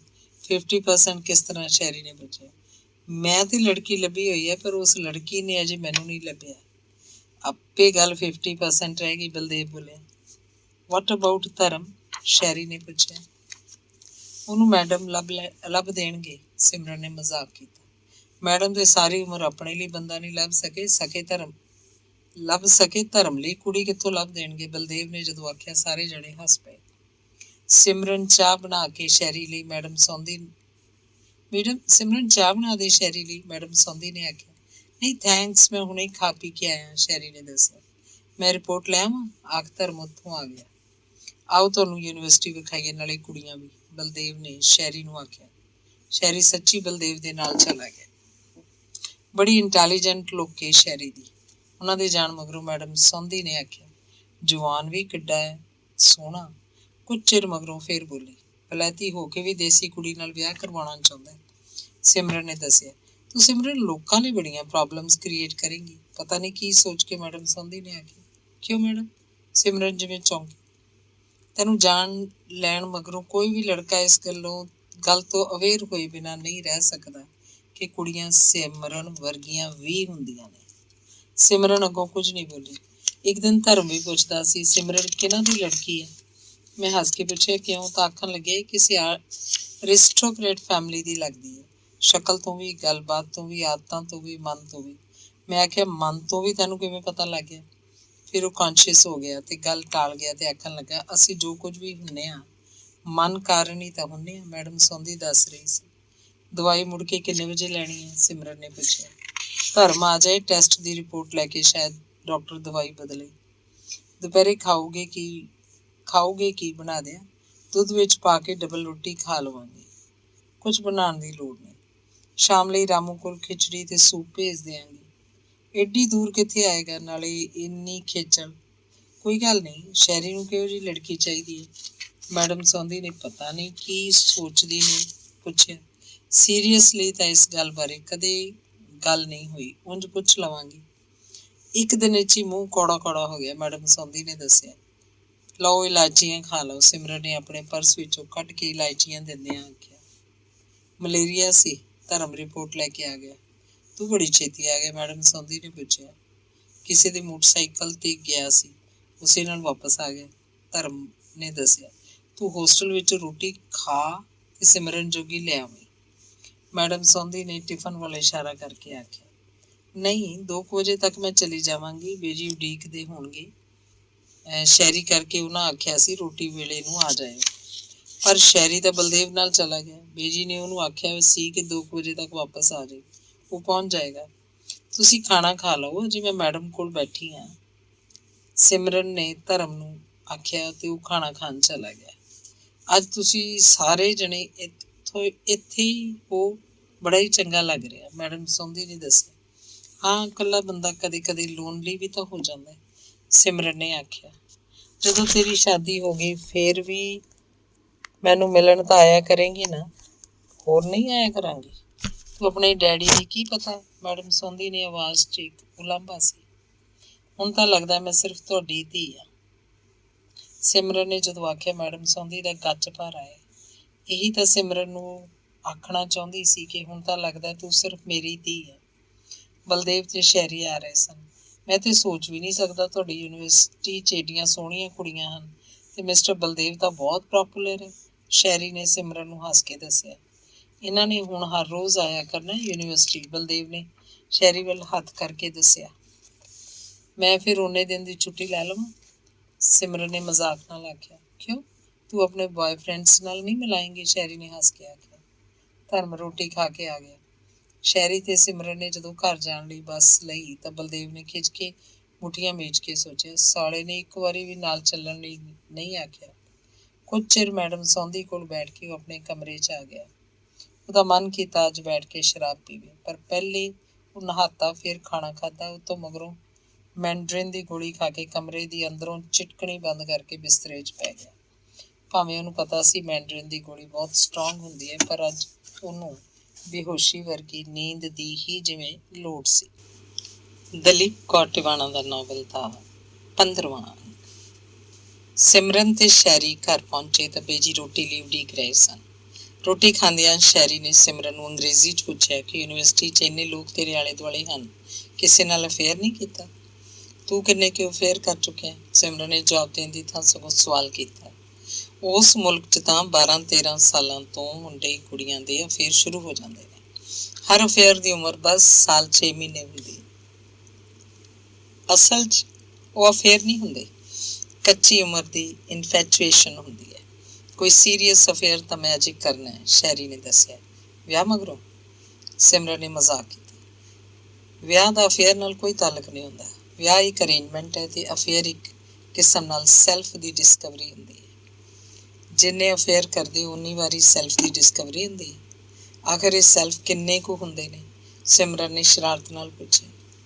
ਗੱਲਾਂ ਫੇਰ ਕਰਿਓ, ਪਹਿਲੇ ਰੋਟੀ ਖਾ ਲਓ, ਬੇਜੀ ਨੇ ਸਾਗ 'ਚ ਪਾਉਣ ਲਈ ਮੱਖਣ ਵਾਲਾ ਡੋਂਗਾ ਸ਼ੈਰੀ ਵੱਲ ਕਰਦਿਆਂ ਆਖਿਆ। ਬੇਜੀ, ਸਿਮਰਨ ਹੁਣ ਵੱਡੀ ਹੋ ਗਈ, ਇਹਦਾ ਵਿਆਹ ਨਹੀਂ ਕਰਨਾ? ਸ਼ੈਰੀ ਨੇ ਹੱਸ ਕੇ ਪੁੱਛਿਆ। ਵਿਆਹ ਤਾਂ ਕਰਨਾ ਹੈ, ਪਰ ਵਿਆਹ ਕਰਨ ਤੋਂ ਡਰ ਲੱਗਦਾ ਹੈ। ਇਹਦੀ ਮਾਂ ਸੀਮਾ, ਬੇਜੀ ਕੁਝ ਕਹਿੰਦੇ ਕਹਿੰਦੇ ਰੁਕ ਗਏ। ਇਹਨੂੰ ਆਖੋ ਆਪੇ ਕੋਈ ਲੱਭ ਲਵੇ ਲੜਕਾ, ਸ਼ੈਰੀ ਨੇ ਆਪਣੇ ਜਾਣੇ ਮਜ਼ਾਕ ਕੀਤਾ। ਆਪ ਲੱਭੇ ਨਹੀਂ ਠੀਕ ਹੁੰਦੇ, ਤਾਂ ਹੀ ਤਾਂ ਅੱਗੇ ਸਿਆਣੇ 4 ਪੀੜ੍ਹੀਆਂ ਤੱਕ ਦੀ ਨਿਰਖ ਕਰਦੇ ਸੀ, ਧੀ ਪੁੱਤ ਦਾ ਰਿਸ਼ਤਾ ਕਰਨ ਲੱਗੇ, ਬੇਜੀ ਨੇ ਦੱਸਿਆ। ਉੱਥੇ ਨਿਰਖ ਫਿਰ ਪੀੜ੍ਹੀਆਂ ਦੀ ਰਹਿ ਜਾਂਦੀ ਸੀ, ਮੁੰਡੇ ਕੁੜੀ ਦੀ ਨਹੀਂ ਬੇਜੀ, ਸ਼ੈਰੀ ਨੇ ਦਲੀਲ ਦਿੱਤੀ। ਤੂੰ ਇਹ ਗੱਲਾਂ ਨਹੀਂ ਸਮਝ ਸਕੇਗਾ, ਅੱਜ ਕੱਲ੍ਹ ਦੇ ਕਿਸੇ ਨੂੰ ਵੀ ਨਹੀਂ ਸਮਝ ਆਉਂਦੀਆਂ। ਤੁਹਾਡਾ ਖਿਆਲ ਹੈ ਮੁੜ ਕੇ ਪੁਰਾਣੇ ਜ਼ਮਾਨੇ ਹੀ ਆ ਜਾਣੇ ਚਾਹੀਦੇ ਨੇ, ਜਦੋਂ ਔਰਤ ਨੂੰ ਇੱਕ ਗੰਢ ਵਾਂਗ ਇੱਕ ਘਰ ਤੋਂ ਦੂਜੇ ਘਰ ਪਹੁੰਚਾ ਦਿੱਤਾ ਜਾਂਦਾ ਸੀ, ਸ਼ੈਰੀ ਨੇ ਸੀਰੀਅਸ ਹੋ ਕੇ ਪੁੱਛਿਆ। ਉਦੋਂ ਇੱਕ ਗੰਢ ਵਾਂਗ ਸੁੱਖ ਸਾਂਦ ਨਾਲ ਇੱਕ ਘਰ ਤੋਂ ਦੂਜੇ ਘਰ ਪਹੁੰਚ ਤਾਂ ਜਾਂਦੀ ਸੀ, ਪਰ ਹੁਣ ਟੋਕਰੇ 'ਚ ਪਈਆਂ ਨੰਗੀਆਂ ਰੋਟੀਆਂ ਵਾਂਗ ਉਸ ਉੱਤੇ 100 ਕੌਂ ਕੁੱਤੇ ਝਪਟਦੇ ਆ। ਇਹ ਗਲਤ ਹੈ ਬੇਜੀ। ਅੱਜ ਕੱਲ੍ਹ ਜੋ ਕੁਝ ਵੀ ਕੁੜੀਆਂ ਕਰਦੀਆਂ ਨੇ ਆਪਣੀ ਮਰਜ਼ੀ ਨਾਲ ਕਰਦੀਆਂ ਨੇ, ਪਰ ਇਹ ਮਰਜ਼ੀ ਵੀ ਤਾਂ ਉਹਨਾਂ ਨੂੰ ਆਪਣੀ ਮਰਜ਼ੀ ਨਾਲ ਨਹੀਂ ਮਿਲੀ ਹੁੰਦੀ, ਬੇਜੀ ਨੇ ਜਦੋਂ ਆਖਿਆ। ਸ਼ੈਰੀ ਹੈਰਾਨ ਹੋ ਕੇ ਉਹਨਾਂ ਵੱਲ ਝਾਕਿਆ। ਉਹ ਤਾਂ ਸਮਝਦਾ ਸੀ ਪੁਰਾਣਿਆਂ ਵੇਲਿਆਂ ਦੀ ਉਹਦੀ ਨਾਨੀ ਸਮਝ ਦੇ ਮਾਮਲੇ 'ਚ ਵੀ ਖਬਰੇ ਬਹੁਤ ਪਿਛਾਂਹ ਰਹਿ ਗਈ ਹੋਏਗੀ। ਤੇਰਾ ਕੀ ਖਿਆਲ ਹੈ ਸਿਮਰਨ? ਸ਼ੈਰੀ ਨੇ ਸਿਮਰਨ ਨੂੰ ਜਿਵੇਂ ਆਪਣੀ ਮਦਦ ਲਈ ਬੁਲਾਇਆ। ਅਸੀਂ ਪੁਰਾਣੇ ਵੇਲਿਆਂ ਬਾਰੇ ਬਹੁਤ ਸਾਰੇ ਵਿਚਾਰ ਬਿਨਾਂ ਸੋਚੇ ਸਮਝੇ ਹੀ ਬਣਾਏ ਹੋਏ। ਅੱਜ ਅਸੀਂ ਜਿਸ ਮੋੜ ਤੇ ਆ ਪਹੁੰਚੇ ਉਹ ਬੜਾ ਖਤਰਨਾਕ ਮੋੜ ਹੈ। ਤੇਰਾ ਮਤਲਬ ਹੈ ਜੋ ਕੁਝ ਮਾਡਰਨ ਹੈ ਤੂੰ ਉਹਨੂੰ ਠੀਕ ਨਹੀਂ ਸਮਝਦੀ? ਮੈਂ ਸਭ ਕੁਝ ਪੁਰਾਣੇ ਨੂੰ ਵੀ ਗਲਤ ਨਹੀਂ ਮੰਨਦੀ। ਲੈ ਖੀਰ ਲੈ ਤੂੰ, ਬੇਜੀ ਨੇ ਬਦਾਮ ਤੇ ਦਾਖਾਂ ਵਾਲੀ ਖੀਰ ਸ਼ੈਰੀ ਦੇ ਅੱਗੇ ਕੀਤੀ। ਵੰਡਰਫੁਲ। ਮੇਰੀ ਮੰਮਾ ਵੀ ਅਜਿਹੀ ਖੀਰ ਕਦੇ ਕਦੇ ਬਣਾਉਂਦੀ ਸੀ। ਬੇਜੀ ਮੈਨੂੰ ਸਿਖਾ ਦੇਣਾ ਕਿਵੇਂ ਬਣਾਉਂਦੇ ਹੋ, ਸ਼ੈਰੀ ਨੇ ਖੁਸ਼ ਹੋ ਕੇ ਕਿਹਾ। ਜੇ ਹਿੰਦੁਸਤਾਨੀ ਕੁੜੀ ਨਾਲ ਵਿਆਹ ਕਰੇਗਾ ਉਹਨੂੰ ਤਾਂ ਸਭ ਕੁਝ ਆਉਂਦਾ ਹੀ ਹੋਏਗਾ, ਸਿਮਰਨ ਨੇ ਹੱਸ ਕੇ ਆਖਿਆ। ਕੀ ਪਤਾ ਕੋਈ ਹਿੰਦੁਸਤਾਨੀ ਕੁੜੀ ਮੇਰੇ ਨਾਲ ਵਿਆਹ ਕਰੇਗੀ ਵੀ ਕਿ ਨਹੀਂ, ਸ਼ੈਰੀ ਨੇ ਹੋਰ ਖੀਰ ਪਾਉਂਦਿਆਂ ਆਖਿਆ। ਕੀ ਗੱਲ, ਸਿਮਰਨ ਨੇ ਹੱਸ ਕੇ ਪੁੱਛਿਆ। ਸੋਚਦਾ ਸੀ ਜਿਸ ਵੀ ਹਿੰਦੁਸਤਾਨੀ ਕੁੜੀ ਨੂੰ ਪਸੰਦ ਕਰਾਂਗਾ ਉਹ ਮੇਰੇ ਨਾਲ ਵਿਆਹ ਕਰ ਲਏਗੀ। ਮਾਮਾ ਨੇ ਵੀ ਇਹੀ ਦੱਸਿਆ ਸੀ। ਪਰ ਜੇ ਹਿੰਦੁਸਤਾਨੀ ਕੁੜੀਆਂ ਹੁਣ ਤੇਰੇ ਵਰਗੀਆਂ ਨੇ ਫਿਰ ਤਾਂ ਮੈਂ ਕਿਸੇ ਨੂੰ ਵਿਆਹ ਲਈ ਪੁੱਛਣ ਦਾ ਵੀ ਹੌਸਲਾ ਨਹੀਂ ਕਰ ਸਕਦਾ। ਅਸਲ 'ਚ ਸ਼ੈਰੀ ਤੈਨੂੰ ਆਪ ਨੂੰ ਹੀ ਨਹੀਂ ਪਤਾ ਕਿ ਤੂੰ ਕਿਸ ਕਿਸਮ ਦੀ ਲੜਕੀ ਚਾਹੁੰਦਾ ਹੈ, ਸਿਮਰਨ ਨੇ ਮਜ਼ਾਕ ਵਾਂਗ ਆਖਿਆ। ਇਹ ਜਿਹੜੀਆਂ ਹਿੰਦੁਸਤਾਨੀ ਮਾਵਾਂ ਨੇ ਬੰਦੇ ਨੂੰ ਕਨਫਿਊਜ਼ ਕਰ ਦਿੰਦੀਆਂ ਨੇ। ਨਹੀਂ ਵਿਆਹ ਵੀ ਕੋਈ ਪ੍ਰੋਬਲਮ ਹੁੰਦਾ ਹੈ, ਕੁੜੀ ਚੰਗੀ ਲੱਗੀ ਵਿਆਹ ਕਰ ਲਓ, ਨਹੀਂ ਚੰਗੀ ਲੱਗੀ ਡਿਵੋਰਸ ਲੈ ਲਓ, ਬਸ, ਸਿਮਰਨ ਨੇ ਪੁੱਛਿਆ। ਦੇਖੋ ਜੇ ਤੁਸੀਂ ਕਿਸੇ ਗੱਲ 'ਚ ਬਹੁਤਾ ਇਨਵੋਲਵ ਵੀ ਨਹੀਂ ਕਰੋਗੇ ਫਿਰ ਉਹਦੇ ਟੁੱਟ ਜਾਣ 'ਤੇ ਵੀ ਤੁਸੀਂ ਏਡੇ ਔਖੇ ਨਹੀਂ ਹੁੰਦੇ। ਨਾਲੇ ਸਭ ਰਿਸ਼ਤੇ ਤੁਹਾਡੇ ਲਈ ਹੁੰਦੇ ਨੇ, ਤੁਸੀਂ ਰਿਸ਼ਤਿਆਂ ਲਈ ਨਹੀਂ ਹੁੰਦੇ, ਸ਼ੈਰੀ ਦੱਸ ਰਿਹਾ ਸੀ। ਰੋਟੀ ਖਾ ਕੇ ਉਹਨਾਂ ਨੇ ਹੱਥ ਧੋ ਲਏ। ਉਹ ਡਰਾਇੰਗ ਰੂਮ 'ਚ ਹੀਟਰ ਲਗਾ ਕੇ ਬੈਠ ਗਏ। ਰਾਮੂ ਕੌਫੀ ਬਣਾ ਰਿਹਾ ਸੀ, ਇੰਨੇ ਨੂੰ ਬਾਹਰਲਾ ਗੇਟ ਖੜਕਿਆ। ਰਾਮੂ ਬਾਹਰ ਗਿਆ, ਤਾਰ ਆਈ ਸੀ ਸ਼ੈਰੀ ਦੀ। ਬੇਜੀ ਘਬਰਾ ਜਿਹੀ ਗਏ, ਸੁੱਖ ਹੋਵੇ ਸੀ। ਸਿਮਰਨ ਤਾਰ ਪੜ੍ਹਦੇ ਸ਼ੈਰੀ ਦੇ ਮੂੰਹ ਵੱਲ ਵੇਖ ਰਹੀ ਸੀ। ਓ ਗॉड, ਸ਼ੈਰੀ ਨੇ ਤਾਰ ਪੜ੍ਹ ਕੇ ਆਖਿਆ ਤੇ ਦੱਸਿਆ ਆਉਣ ਤੋਂ ਪਹਿਲਾਂ ਉਹ ਅਮਰੀਕਾ ਦੀ ਇੱਕ ਫਰਮ 'ਚ ਇੰਟਰਵਿਊ ਦੇ ਕੇ ਆਇਆ ਸੀ। ਉਹਨਾਂ ਨੇ ਉਹਨੂੰ ਨੌਕਰੀ ਦੇ ਦਿੱਤੀ ਹੈ ਤੇ ਤੁਰੰਤ ਜੁਆਇਨ ਕਰਨ ਲਈ ਆਖਿਆ। ਇਹ ਤਾਂ ਵਧੀਆ ਗੱਲ ਹੈ ਕਿ ਤੈਨੂੰ ਅਮਰੀਕਾ 'ਚ ਨੌਕਰੀ ਮਿਲ ਗਈ ਹੈ, ਸਿਮਰਨ ਨੇ ਆਖਿਆ। ਪਰ ਮੇਰੀ ਛੁੱਟੀ ਤਾਂ ਖਰਾਬ ਹੋ ਗਈ ਹੈ।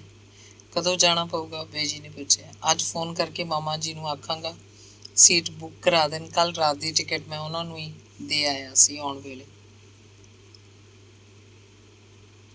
ਅੱਜ ਫੋਨ ਕਰਕੇ ਮਾਮਾ ਜੀ ਨੂੰ ਆਖਾਂਗਾ ਸੀਟ ਬੁੱਕ ਕਰਾ ਦੇਣ, ਕੱਲ ਰਾਤ ਦੀ ਟਿਕਟ ਮੈਂ ਉਹਨਾਂ ਨੂੰ ਹੀ ਦੇ ਆਇਆ ਸੀ ਆਉਣ ਵੇਲੇ। ਇਹਦਾ ਮਤਲਬ ਹੈ ਤੂੰ ਕੱਲ ਹੀ ਚਲਿਆ ਜਾਏਗਾ, ਸਿਮਰਨ ਨੇ ਉਦਾਸ ਜਿਹੀ ਹੋ ਕੇ ਆਖਿਆ। ਤੇਰੀ ਮੰਮੀ ਫਿਰ ਆਊਗੀ ਅਗਲੇ ਮਹੀਨੇ, ਬੇਜੀ ਪੁੱਛ ਰਹੇ ਸਨ। ਮਾਮਾ ਨੇ ਮੇਰੇ ਕਰਕੇ ਆਉਣਾ ਸੀ, ਹੁਣ ਤਾਂ ਅਗਲੇ ਵਾਰੀ ਦਸੰਬਰ 'ਚ ਆਵਾਂਗੀ, ਸ਼ੈਰੀ ਨੇ ਦੱਸਿਆ। ਜੇ ਕੱਲ ਹੀ ਸ਼ੈਰੀ ਨੇ ਜਾਣਾ ਹੈ ਤੇ ਮੈਂ ਬਾਜ਼ਾਰੋਂ ਕੁਝ ਚੀਜ਼ਾਂ ਲਿਆ ਦਿਆਂ। ਲੈ ਫੜ ਚਾਬੀਆਂ, ਅਲਮਾਰੀ 'ਚੋਂ ਪੈਸੇ ਲਿਆ ਦੇ, ਬੇਜੀ ਨੇ ਸਿਮਰਨ ਨੂੰ ਚਾਬੀਆਂ ਦਿੰਦੇ ਆਖਿਆ। ਕਿੰਨੇ ਪੈਸੇ, ਸਿਮਰਨ ਨੇ ਪੁੱਛਿਆ। 2,000 ਲਿਆ ਦੇ। ਬੇਜੀ ਉੱਥੇ ਸਭ ਕੁਝ ਮਿਲ ਜਾਂਦਾ ਹੈ, ਸ਼ੈਰੀ ਨੇ ਆਖਿਆ। ਮੈਨੂੰ ਪਤਾ ਹੈ, ਪਰ ਧੀਆਂ ਨੂੰ ਦੇਣਾ ਹੁੰਦਾ ਮਾਪਿਆਂ ਨੇ। ਇਹ ਤੁਸੀਂ ਠੀਕ ਨਹੀਂ ਸੋਚਦੇ। ਮੈਂ ਠੀਕ ਹਾਂ ਕਿ ਗਲਤ, ਇਹ ਹੁਣ ਤੂੰ ਦੱਸੇਗਾ ਮੈਨੂੰ, ਬੇਜੀ ਨੇ ਹੱਸ ਕੇ ਆਖਿਆ। ਸਿਮਰਨ ਨੇ ਪੈਸੇ ਲਿਆ ਦਿੱਤੇ। ਤੂੰ ਨਾਲ ਚੱਲੇਂਗੀ, ਬੇਜੀ ਨੇ ਸਿਮਰਨ ਨੂੰ ਪੁੱਛਿਆ। ਨਹੀਂ ਬੇਜੀ, ਇਹਨੂੰ ਰਹਿਣ ਦਿਓ, ਅਸੀਂ ਗੱਲਾਂ ਕਰਾਂਗੇ। ਕੱਲ ਤਾਂ ਮੈਂ ਚਲਿਆ ਜਾਣਾ, ਸ਼ੈਰੀ ਬੋਲਿਆ। ਬੇਜੀ ਇਕੱਲੇ ਹੀ ਚਲੇ ਗਏ। ਜਾਣ ਤੋਂ ਪਹਿਲਾਂ ਰਾਮੂ ਨੂੰ ਰਾਤ ਦੀ ਰੋਟੀ ਲਈ ਤਿਆਰ ਕਰਨ ਵਾਲੀਆਂ ਚੀਜ਼ਾਂ ਦੱਸ ਗਏ। ਬੇਜੀ ਦੇ ਜਾਣ ਮਗਰੋਂ ਸ਼ੈਰੀ ਨੇ ਫਰਿੱਜ ਵਿੱਚੋਂ ਠੰਡੇ ਪਾਣੀ ਦਾ ਗਲਾਸ ਪੀਤਾ। ਹੁਣੇ ਤਾਂ ਤੂੰ ਆਇਆ ਸੀ, ਹੁਣੇ ਚਲਿਆ ਜਾਏਗਾ, ਇਹ ਚੰਗਾ ਨਹੀਂ ਲੱਗ ਰਿਹਾ, ਸਿਮਰਨ ਨੇ ਉਦਾਸ ਜਿਹੀ ਹੋ ਕੇ ਆਖਿਆ। ਮੈਨੂੰ ਵੀ ਚੰਗਾ ਨਹੀਂ ਲੱਗ ਰਿਹਾ। ਇਸ ਵਾਰੀ ਤਾਂ ਮੈਂ ਤੇਰੇ ਕੋਲ ਕਾਫੀ ਦਿਨ ਰਹਿਣਾ ਚਾਹੁੰਦਾ ਸੀ, ਅਗਲੇ ਸਾਲ ਆ ਜਾਏ। ਅਗਲਾ ਸਾਲ ਤਾਂ ਅਜੇ ਬਹੁਤ ਦੂਰ ਹੈ। ਕੰਪਨੀ ਵਾਲਿਆਂ ਤੋਂ ਕੁਝ ਦਿਨ ਹੋਰ ਮੰਗ ਲੈ, ਇਸ ਨਾਲ ਉਹ ਇਹ ਨੌਕਰੀ ਕਿਸੇ ਹੋਰ ਨੂੰ ਦੇ ਦੇਣਗੇ। ਸਿਮਰਨ, ਹਾਂ ਇੱਕ ਗੱਲ, ਕੁਝ ਚਿਰ ਲਈ ਤੂੰ ਕਿਉਂ ਨਹੀਂ ਉੱਥੇ ਸਾਡੇ ਕੋਲ ਆ ਜਾਂਦੀ? ਨਾਲੇ ਉਹ ਮੁਲਕ ਦੇਖ ਲਈ, ਨਾਲੇ ਕੀ, ਨਾਲੇ ਸੋਚ ਲਈ ਕਿ ਤੂੰ ਕਿਸ ਮੁਲਕ 'ਚ ਰਹਿਣਾ ਪਸੰਦ ਕਰੇਂਗੀ। ਮੈਂ ਆਪਣੇ ਪਾਪਾ ਨੂੰ ਪੁੱਛਾਂਗੀ, ਸਿਮਰਨ ਤੋਂ ਪਤਾ ਨਹੀਂ ਕਿਵੇਂ ਆਖਿਆ ਗਿਆ। ਤੂੰ ਐਡੀ ਛੋਟੀ ਤਾਂ ਨਹੀਂ ਕਿ ਪਾਪਾ ਨੂੰ ਪੁੱਛੇਂਗੀ, ਸ਼ੈਰੀ ਨੇ ਆਖਿਆ। ਛੋਟੀ ਨਹੀਂ, ਪਰ ਪਾਪਾ ਨਾਲੋਂ ਤਾਂ ਛੋਟੀ ਹਾਂ। ਪਾਪਾ ਤਾਂ ਨਾਨੀ ਜੀ ਦੱਸਦੇ ਸੀ ਕਦੇ ਤੈਨੂੰ ਦੇਖਣ ਵੀ ਨਹੀਂ ਆਏ। ਦੇਖਣ ਨਹੀਂ ਆਏ, ਫਿਰ ਵੀ ਉਹ ਮੇਰੇ ਪਾਪਾ ਤਾਂ ਹਨ। ਇਹ ਸੈਂਟੀਮੈਂਟਲ ਅਪਰੋਚ ਹੈ ਸਿਮਰਨ, ਜਾਂ ਬੁਜ਼ਦਿਲ ਅਪਰੋਚ। ਜਦੋਂ ਤੁਸੀਂ ਆਪਣੇ ਫੈਸਲੇ ਦੂਸਰਿਆਂ ਨੂੰ ਕਰਨ ਦਿੰਦੇ ਹੋ, ਇਉਂ ਆਪ ਇਹਨਾਂ ਫੈਸਲਿਆਂ ਦੀ ਜ਼ਿੰਮੇਵਾਰੀ ਤੋਂ ਬਚਣਾ ਚਾਹੁੰਦੇ ਹੋ ਸਕਦਾ ਹੈ, ਸਿਮਰਨ ਨੇ ਸੰਜੀਦਗੀ ਨਾਲ ਆਖਿਆ। ਉਂਝ ਤੇਰਾ ਮਨ ਨਹੀਂ ਕਰਦਾ ਉੱਥੇ ਸਾਡੇ ਕੋਲ ਆਉਣ ਨੂੰ? ਕਰਦਾ ਹੈ। ਫਿਰ ਕੁਝ ਨਹੀਂ, ਸਿਮਰਨ, ਪਿਛਲੀ ਵਾਰੀ ਇੱਥੋਂ ਜਾ ਕੇ ਮੈਂ ਤੇਰੇ ਬਾਰੇ ਬਹੁਤ ਸੋਚਦਾ ਰਿਹਾ। ਕਿਉਂ, ਸਿਮਰਨ ਨੇ ਪੁੱਛਿਆ। ਇਸ ਲਈ ਕਿ ਮੈਂ ਆਪਣੇ ਆਪ ਨੂੰ ਯਕੀਨ ਕਰਵਾਉਣਾ ਚਾਹੁੰਦਾ ਸੀ ਕਿ ਤੂੰ ਵੀ ਆਮ ਕੁੜੀਆਂ ਵਰਗੀ ਹੀ ਇੱਕ ਕੁੜੀ ਹੈ, ਕੁਝ ਸੈਂਟੀਮੈਂਟਲ, ਕੁਝ ਈਗੋਇਸਟ, ਕੁਝ ਸਿਆਣੀ, ਕੁਝ ਬੁੱਧੂ ਤੇ ਕੀ। ਪਰ ਆਪਣੇ ਆਪ ਨੂੰ ਇਹ ਯਕੀਨ ਕਰਵਾ ਨਹੀਂ ਸਕਿਆ। ਹਰ ਵਾਰੀ ਲੱਗਿਆ ਤੂੰ ਕਿਸੇ ਵੱਖਰੀ ਮਿੱਟੀ ਦੀ ਬਣੀ ਹੋਈ ਹੈ, ਕੋਈ ਸਪੈਸ਼ਲ ਚੀਜ਼। ਤੂੰ ਸ਼ੈਰੀ ਆਖਣਾ ਕੀ ਚਾਹੁੰਦਾ ਹੈ, ਸਿਮਰਨ ਨੇ ਸੰਜੀਦਗੀ ਨਾਲ ਪੁੱਛਿਆ। Simran, I love you and I want to marry you, Sherry ਨੇ ਜਿਵੇਂ ਘਬਰਾ ਕੇ ਆਖ ਦਿੱਤਾ। सिमरन चौंक के उस वल झाकी ते फिर बाहर वल देखन लगी। शैरी, तू मेरी मम्मी दी भैन दा पुत्तर है। Then what? शैरी ने आख्या। सिमरन चुप जी कर गई। सिमरन, शैरी ने जिवें हाक मारी। हाँ, मैं मम्मी नूं ये गल दसी सी। फिर वो कुछ नहीं सी बोली। सिमरन ने भी कुछ अगों ना किया। पल को मगरों शैरी ने जिवें घबरा के पुछया, सिमरन, तू मैनू डिसलाइक तो नहीं करदी? नहीं, सिमरन ने संखेप जिहा उत्तर दिता।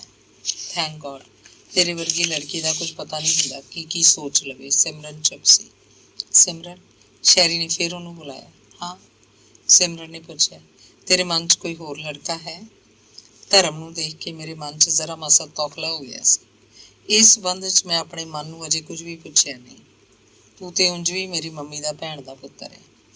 फिर भी मैं तेरे जवाब का इंतजार करांगा। सिमरन के मन च अजीब जी खलबली मच गई। हुण कोल बैठा शैरी जिवें कोहां दूर चला गया होवे। एक अजनबी वांग वो उस नाल एक रिश्ता बनाउणा चाहुंदी सी। मैं मैडम नूं फोन करके हाल पुछ लवां, आखदी सिमरन उठ के उस कमरे च आ गई जिथे फोन पिया सी। शैरी उत्थे ड्राइंग रूम च बैठा रहा। सिमरन ने डिपार्टमेंट फोन किया। चौकीदार मैडम सौंधी दे फ्लैट ते जाके पता करके आया तो फिर वापस आके सिमरन नूं दस्सिया कि मैडम हुण ठीक ने। इउं 20-25 मिनट लग गए। वापस ड्राइंग रूम च आके सिमरन ने शैरी नूं पुछया, चाह पीनी है? ठीक है, वो बोलिया। सिमरन आप चाह बनाउण लग गई। जदों चाह लैके आई नाल गोभी दे आलूआं दे पकौड़े भी सन जो पिछली वारी आए शैरी ने बहुत पसंद किए सन। कमाल है सिमरन, पकौड़े प्लेट च पाउंदा शैरी आख रहा सी। कल ही जरूर जाना पेगा? सिमरन फिर पूछ रही सी। हाँ, शैरी ने दसिया। सिमरन ने चाह का कप फड़ के शैरी दे अगे रख दिता। Do you miss your daddy? पता नहीं क्यों शैरी ने पूछा। हाँ, सिमरन ने जदों आख्या, शैरी नूं पता नहीं क्यों बड़ी चंगी लगी। शायद उन्होंने लग्या विचों सिमरन इन्नी सख्त जां तकड़ी नहीं जिन्नी वो लगदी है। सिमरन, हाँ, मैं भी आखना चाहना कि फ्रेंड्स तो असी रह सकते हैं ना। असी रिश्तेदार हाँ शैरी, तू मेरी मासी का पुत्र भरा लगदा, पर वलैत च किसी नूं भी किसी रिश्ते उत्ते विसाह नहीं हुंदा। इत्थे रिश्ते जन्मां जन्मांतरां दे हुंदे ने। चल एक प्रॉमिस कर। कि? भावें कुछ भी ना लिखी, फिर भी खत जरूर पा दिया करें। सिमरन हस पई। मैं मामा जी नूं फोन कर दियां सीट लई, आखदा शैरी उठ के फोन करन चला गया। 10 मिनटां मगरों फोन उपर ही सीट बुक करा के मामा जी ने फोन वापस किया। डायरैक्ट डायलिंग का यही तो फायदा है। अगले दिन 2 बजे दिल्ली पालम एयरपोर्ट तो उन्हें जहाज से जाना सी। शैरी ने वापस आके जो सिमरन नूं दसिया, उहदा मुंह कुमला जिहा गया। सिमरन, तेरा बर्थडे कदों है? शैरी ने पूछा। 2 जनवरी। तद ही एडे कोल्ड टैंपरामेंट दी है तू? शैरी ने हस के आख्या। तेरे लिए बर्थडे ते की भेजा? फिर आप ही उन्हें पूछा। तेरी मम्मी का ही। एल्बम च तेरी मम्मी दियां भी तस्वीरां होणगियां, हो सकता है मेरे पापा दियां भी होण। कि उन्हां दियां कापियां बनवा के भेज सकदा है? क्यों नहीं, फिर भेज दें। ठीक है, शैरी ने आख्या। ये तो मगरों सिमरन ने शैरी नूं कॉफी बना के पिलाई। इन्ने नूं बेजी आ गए। लै पा लै अटैची च संभाल के। बेजी ने चीज़ां दे बंडल शैरी कोल रखदियां आख्या। सिमरन ने चीज़ां लिफाफियां चों कड्डियां। चांदी दियां चूड़ियां सन 1 दर्जन, 2 सिल्क के सूट सन, नाल कड्डियां हुई उसे रंग दियां प्योर शिफॉन दियां चुन्नियां सन। शैरी ते डैडी लई खादी दे सिल्क का कुर्ता पजामा सी। एक कश्मीरी डब्बी च गुलाब चमेली, खस ते मोतिये दे इत्र दियां शीशियां सन। 4 पैकेट बिंदियां दे सन। एक डब्बा रले मिले अचार दा सी। 1 किलो देसी घी दी मिठाई सी। एक पशमीने दा शॉल सी। शॉल दे पैसे अजे देने ने, मैनू चंगा लग्या लै आई हां, बेजी ने दस्सिया। ते जिल्दां विच 2 जिल्दां च पुराणक कहानियां भी बेजी लै आए सन। एक चांदी दा फुलदान सी। चांदी मैं घरों लै गई सी, बेजी ने आप ही दस्सिया। इन्नियां चीज़ां बेजी? शैरी हैरान भी हो रहा सी ते खुश भी। सिमरन ने आप सवार के पैकिंग की। आथने शैरी कल्ला ही थोड़ा घूमन फिरन चला गया। ग्रीन ते जाके उन्हें थोड़ी जी विस्की भी पीती। उहदा जिवें जी थोड़ा हो रहा सी। वापस आके रोटी खा के सिमरन ते बेजी बड़ी रात तक ड्राइंग रूम च बैठे गल्लां करते रहे। बेजी, मैं इंडिया च ना आके नौकरी कर लवां, आपां इत्थे इकट्ठे ही रही जावांगे? शैरी ने भावुक होके पूछा। ਇਹ ਸਭ ਆਖਣ ਦੀਆਂ ਗੱਲਾਂ ਨੇ। ਵਿਲਾਇਤ ਰਹਿਣ ਵਾਲੇ ਲੋਕਾਂ ਦਾ ਕੀ ਇੱਧਰ ਜੀ ਲੱਗਦਾ? ਬੇਜੀ ਨੇ ਦੱਸਿਆ।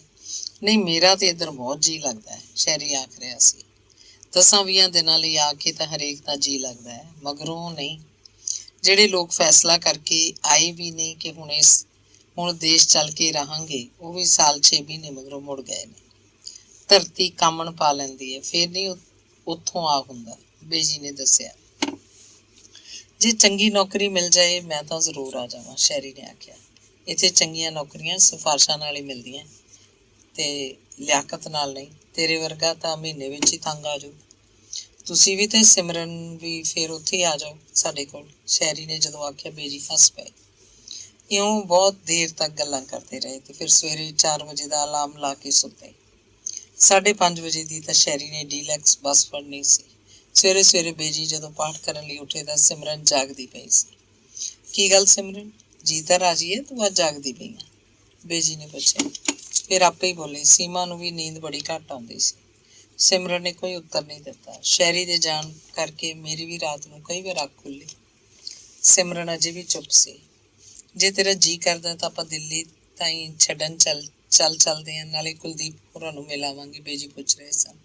ਮੈਡਮ ਸੌਂਦੀ ਬਿਮਾਰ ਨੇ, ਸਿਮਰਨ ਨੇ ਉੱਠ ਕੇ ਬਰਸ਼ ਕਰਦੀ ਨੇ ਦੱਸਿਆ। ਬੇਜੀ ਨੇ ਚਾਹ ਬਣਾ ਲਈ। ਸ਼ਹਿਰੀ ਵੀ ਉੱਠ ਕੇ ਆ ਗਿਆ। ਚੁੱਪਚਾਪ ਉਹ ਸਾਰੇ ਚਾਹ ਪੀਂਦੇ ਰਹੇ। ਫਿਰ ਸ਼ਹਿਰੀ ਆਪਣਾ ਕੈਮਰਾ ਕੱਢ ਲਿਆ। ਬੇਜੀ ਤੇ ਸਿਮਰਨ ਦੀਆਂ ਉਹਨੇ ਕਈ ਤਸਵੀਰਾਂ ਖਿੱਚੀਆਂ। ਫਿਰ ਉਹ ਤਿਆਰ ਹੋਣ ਲੱਗ ਪਿਆ। ਬੇਜੀ ਨੇ ਬ੍ਰੇਕਫਾਸਟ ਤਿਆਰ ਕਰ ਲਿਆ। ਪਤਾ ਨਹੀਂ ਕਿਉਂ ਅੱਜ ਸ਼ਹਿਰੀ ਤੋਂ ਬਹੁਤ ਕੁਝ ਖਾਇਆ ਨਹੀਂ ਹੋਇਆ। ਸਿਮਰਨ ਵੀ ਤਿਆਰ ਹੋ ਗਈ। ਬੇਜੀ ਤੇ ਸਿਮਰਨ ਸ਼ਹਿਰੀ ਨੂੰ ਬੱਸ ਉੱਪਰ ਚੜਾਉਣ ਆਏ। ਬੇਜੀ ਨੇ ਸ਼ਹਿਰੀ ਨੂੰ ਪਿਆਰ ਕੀਤਾ। ਅੱਛਾ ਸਿਮਰਨ, ਬਾਈ ਆਖਦਾ ਉਹ ਆਪਣੀ ਸੀਟ ਤੇ ਜਾ ਬੈਠਾ। ਬੇਜੀ ਤੇ ਸਿਮਰਨ ਦੇ ਉੱਥੇ ਖੜੋਤੇ ਹੀ ਬੱਸ ਤੁਰ ਪਈ ਤੇ ਪਲਾਂ ਛਿਨਾਂ ਵਿੱਚ ਹੀ ਅੱਖਾਂ ਤੋਂ ਓਝਲ ਹੋ ਗਈ। ਕਿੰਨੀ ਰੌਣਕ ਸੀ ਸ਼ਹਿਰੀ ਦੇ ਨਾਲ। ਘਰ ਜਾਣੀ ਸੁੰਨਾ ਜਿਹਾ ਹੋ ਗਿਆ। ਘਰ ਪਹੁੰਚ ਕੇ ਬੇਜੀ ਨੇ ਆਖਿਆ। ਸਿਮਰਨ ਆਪਣੇ ਕਮਰੇ 'ਚ ਚਲੀ ਗਈ।